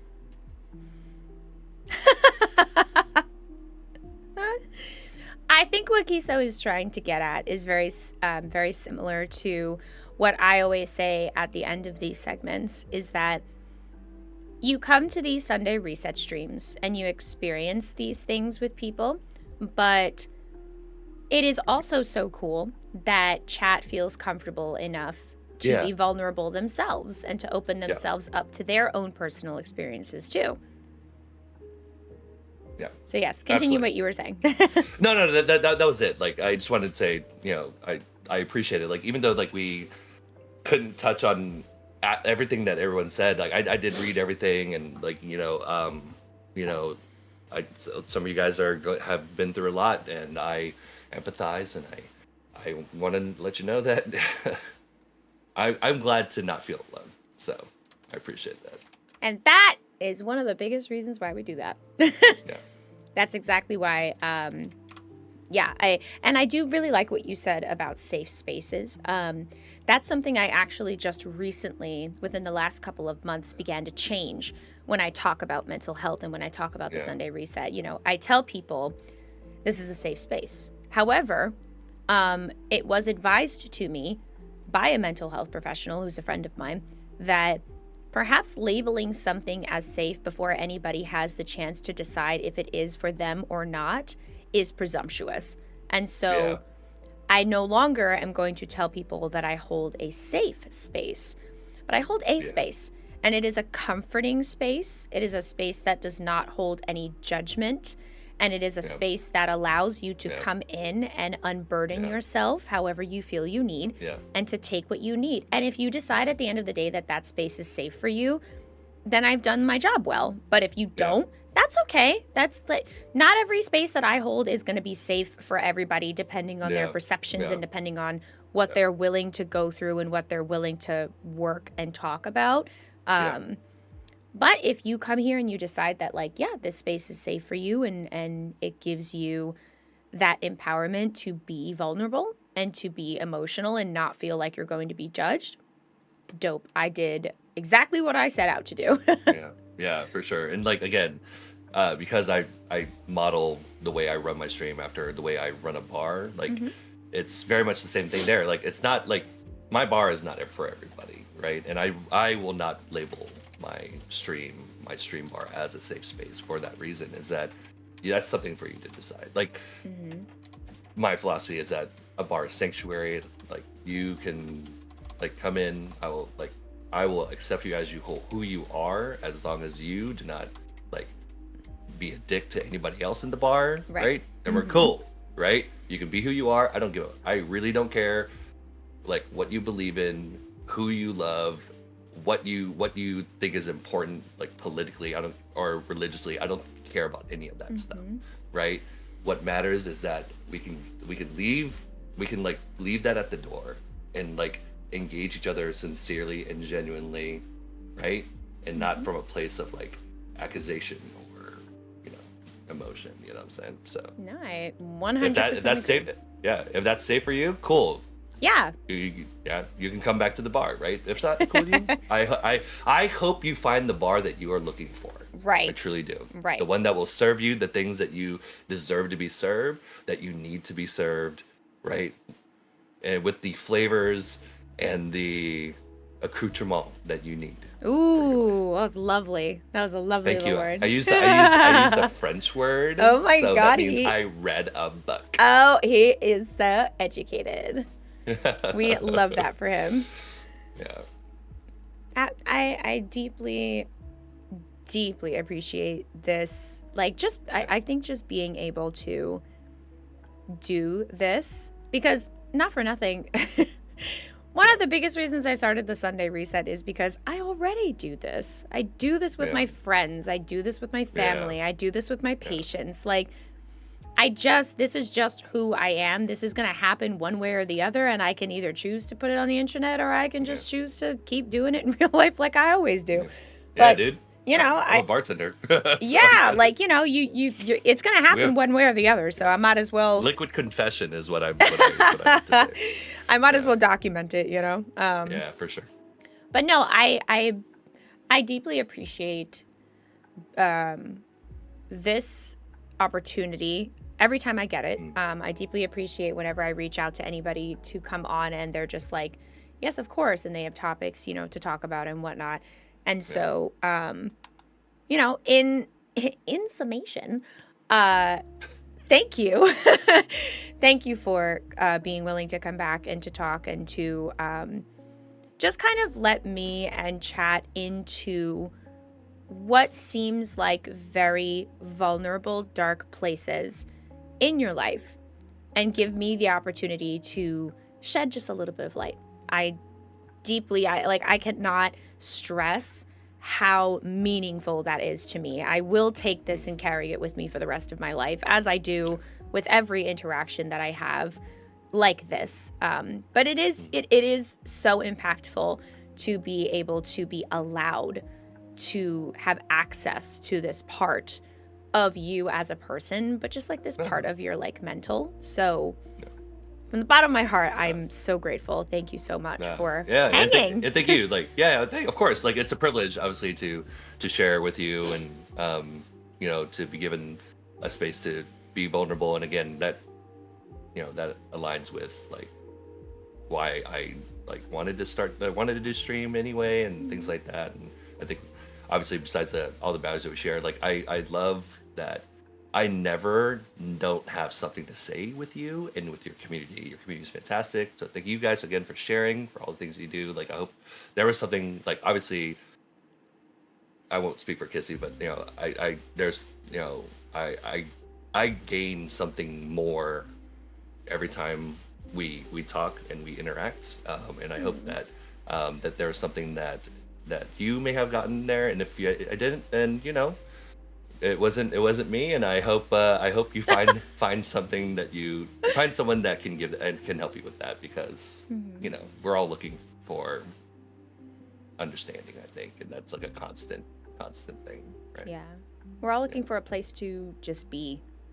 Yeah. You know. Yeah. Let everything off. Yeah. Good luck on everybody's journey. Yes. Good luck to everybody.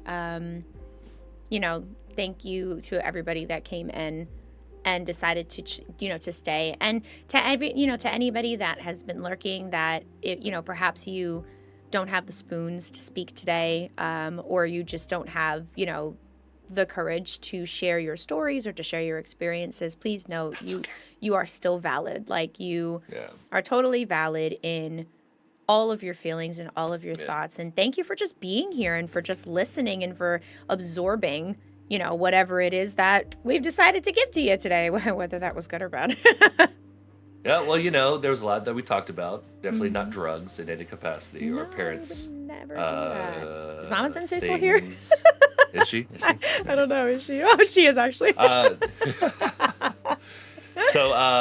So I will get out of here. I know you have something else to move on. I know we went a little bit over, so That's thank you so okay. much I was just for gonna the ask you time if you had any final No. thoughts or anything else that you would like to No. share before you leave. No, like listen, guys, like this shit is hard, and it's very personal. So each of us has our own journey. We like for what that looks like, and we can only hope that the what we're exposed to with other people who are also going on their journey and the tools that they utilize and what we talk about, like if those tools feel like they can work for you, maybe they can, and if they won't work for you, that doesn't mean that there are no tools for you. That means those tools are not for you.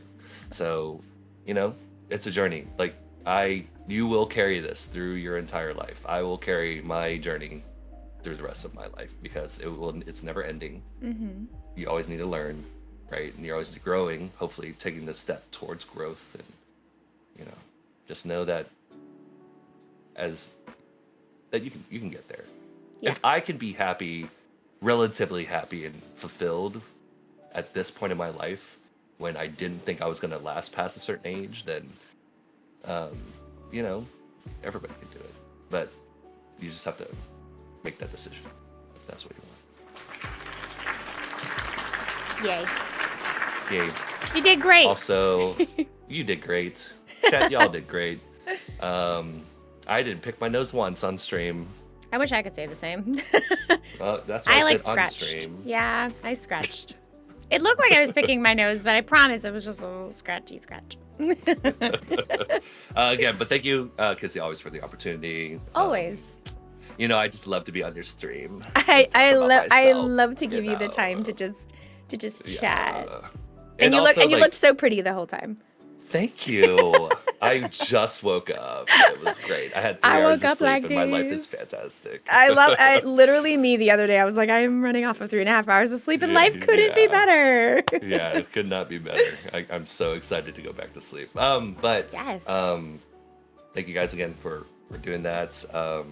And I appreciate it, especially as a man. Like, I thank you for letting me share my vulnerability with you, and I should never have to thank somebody for that as a man, but I just want to mention that it's okay for guys to get emotional, for you to be vulnerable. It is okay, and somebody out there will accept you, and somebody out there will love you. Yeah, it's right? so true. The way that Kissy obviously is in love with me, so Listen, I'm.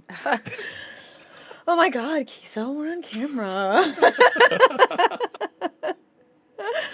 But anyways, I'll get out of here, otherwise we'll sit here and talk forever.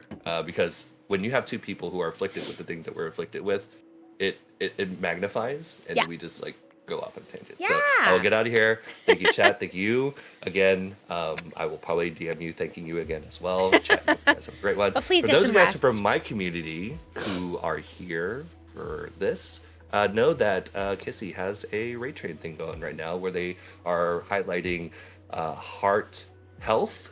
Yeah. Am I saying that? Yeah. Okay, cool. Heart health. Yeah, where they're highlighting heart health. Oh my God. Say that 6 times fast. No, thank you. No, thank you. English is my second language. So please consider sticking around. She is, in addition to being obviously a great streamer, a wonderful friend, she's also a nurse by profession, and she has some very exciting things to share with you. So I hope you guys stick around. I have to go poop.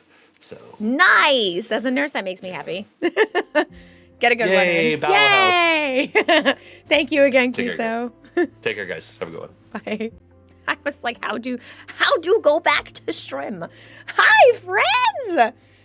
Wow. I don't know about you guys, but that was special. That was very special.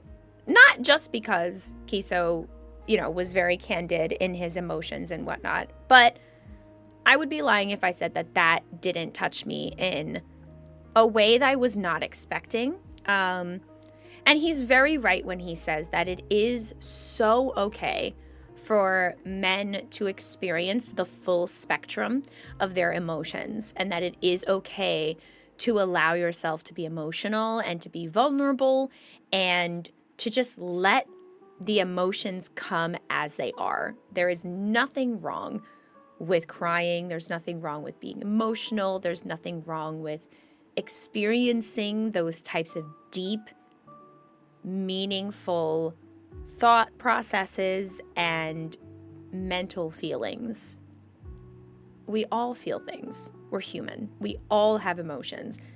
I don't know when and where emotions decided to, or rather, I will say, rewind. I don't know when and where society decided to place a label on who can feel certain emotions and who cannot. But I am here to say that everybody is allowed and entitled even to feel their feelings. Everyone. Every single person on this planet Earth. And other planets, because I believe in aliens. Anyway, yeah, you're all entitled to your feelings. You are all entitled to your emotions. And I encourage you to take that, run with it even. So what we're going to do now before we get into our next segment is we're going to do a quick pee-pee break. I have to go pee because like Kiso, I was also drinking a shit ton of water. So everybody get up, go quick bathroom break, go drink some water, go eat something if you need to, go stretch. I am going to leave you in the very capable hands of Steven, and we are going to be back soon. Just give me like 5-ish minutes. I also want to check on my dog. Oh my God, Steven. Steven! Well, he's not even looking at the screen. There we go. Now he's looking at y'all. Don't go anywhere. You know what? Actually, I'm going to keep my power-ups. I'm going to keep my channel point redemptions off because I'm going to be recording the next section for my respawn recruits video, and it just makes, it just makes things a lot easier if I don't have to edit that shit out. So, oh my God, I have to pee so bad. I'm going to go pee. You guys take care of yourselves. I will be back.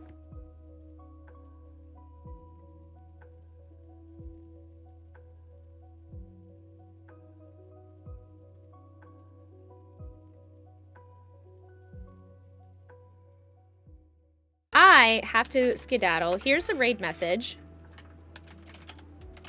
We are going to be raiding the beautiful Bella Games. They are part of the raid train. They are currently playing Hollow Knight. They're vibing, chilling, and we're very excited to be able to go in and raid them as part of this raid train. So make sure you go and give them plenty of love, plenty of attention. Say hi, let them know that I sent you. I'm going to have to raid and lurk, unfortunately, because I have things to do, but I really adore every single one of you. Thank you so much for today. Thank you for being as wonderful as you always are. And as always, I love you so much. Mwah! Take my love and my light with you. Kiss your pets and your loved ones for me. And don't forget to stay sexy. That part is really, really important. And so stay for the credits and stay for the raid. I'll hopefully see you guys during the week, but if not, I will see you Saturday. I'll see you Saturday night. Mwah, besitos para todos. I love you all so much. Okay, bye.